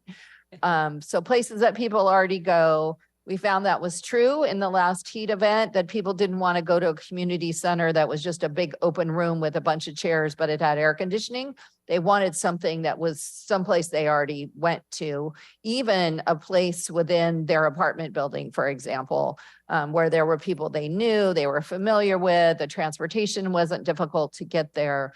So the mapping of that is the first phase, the planning piece. What does the community think? And then the next implementation piece for that will be what kind of supplies and things should be there. If it's an established club, for example, or community center, or even a school room, what things do they have and what are things that would make the people in that area more resilient? So in addition to those communication hubs, which serve only as communication, this would also provide resources, a place that's safe from whatever the hazard is, extreme weather events, an earthquake, flooding, for example. So we're just starting that work this year and we're super excited. We're hopeful that once we get the planning piece done and we have a good map of this is where we could reach the most people, that then we can look at some partnerships with external partners, private sector folks, for example, of helping us make sure that they are supplied and resourced to make that a reality. Excellent. Thank you. I'm keenly interested in this area, so I look forward to learning more. Appreciate the status. Yep, we'll be sure and update you. And I'm so excited that you're excited about it. That's great. Thank you. All right. Are there any additional questions? All right. Would you like me to leave you these examples that I brought? and Absolutely. for those Well, I'm present, sure and take some to our offices and put Yeah. them up front. Thank you. Really appreciate it, and appreciate your taking time out of your day You bet. working Thanks on for having emergency us. management to come talk to us. Yeah, you bet. Thank you for having us. All right. Bye-bye. All right. The next Public Safety and Human Services Committee is scheduled for Tuesday, April 11th at 9:30 a.m.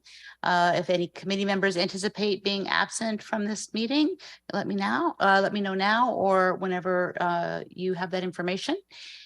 Before we adjourn, just checking to see if there are any other comments. Hearing none. It is 11:45 a.m. and we are adjourned. Thank you, everybody.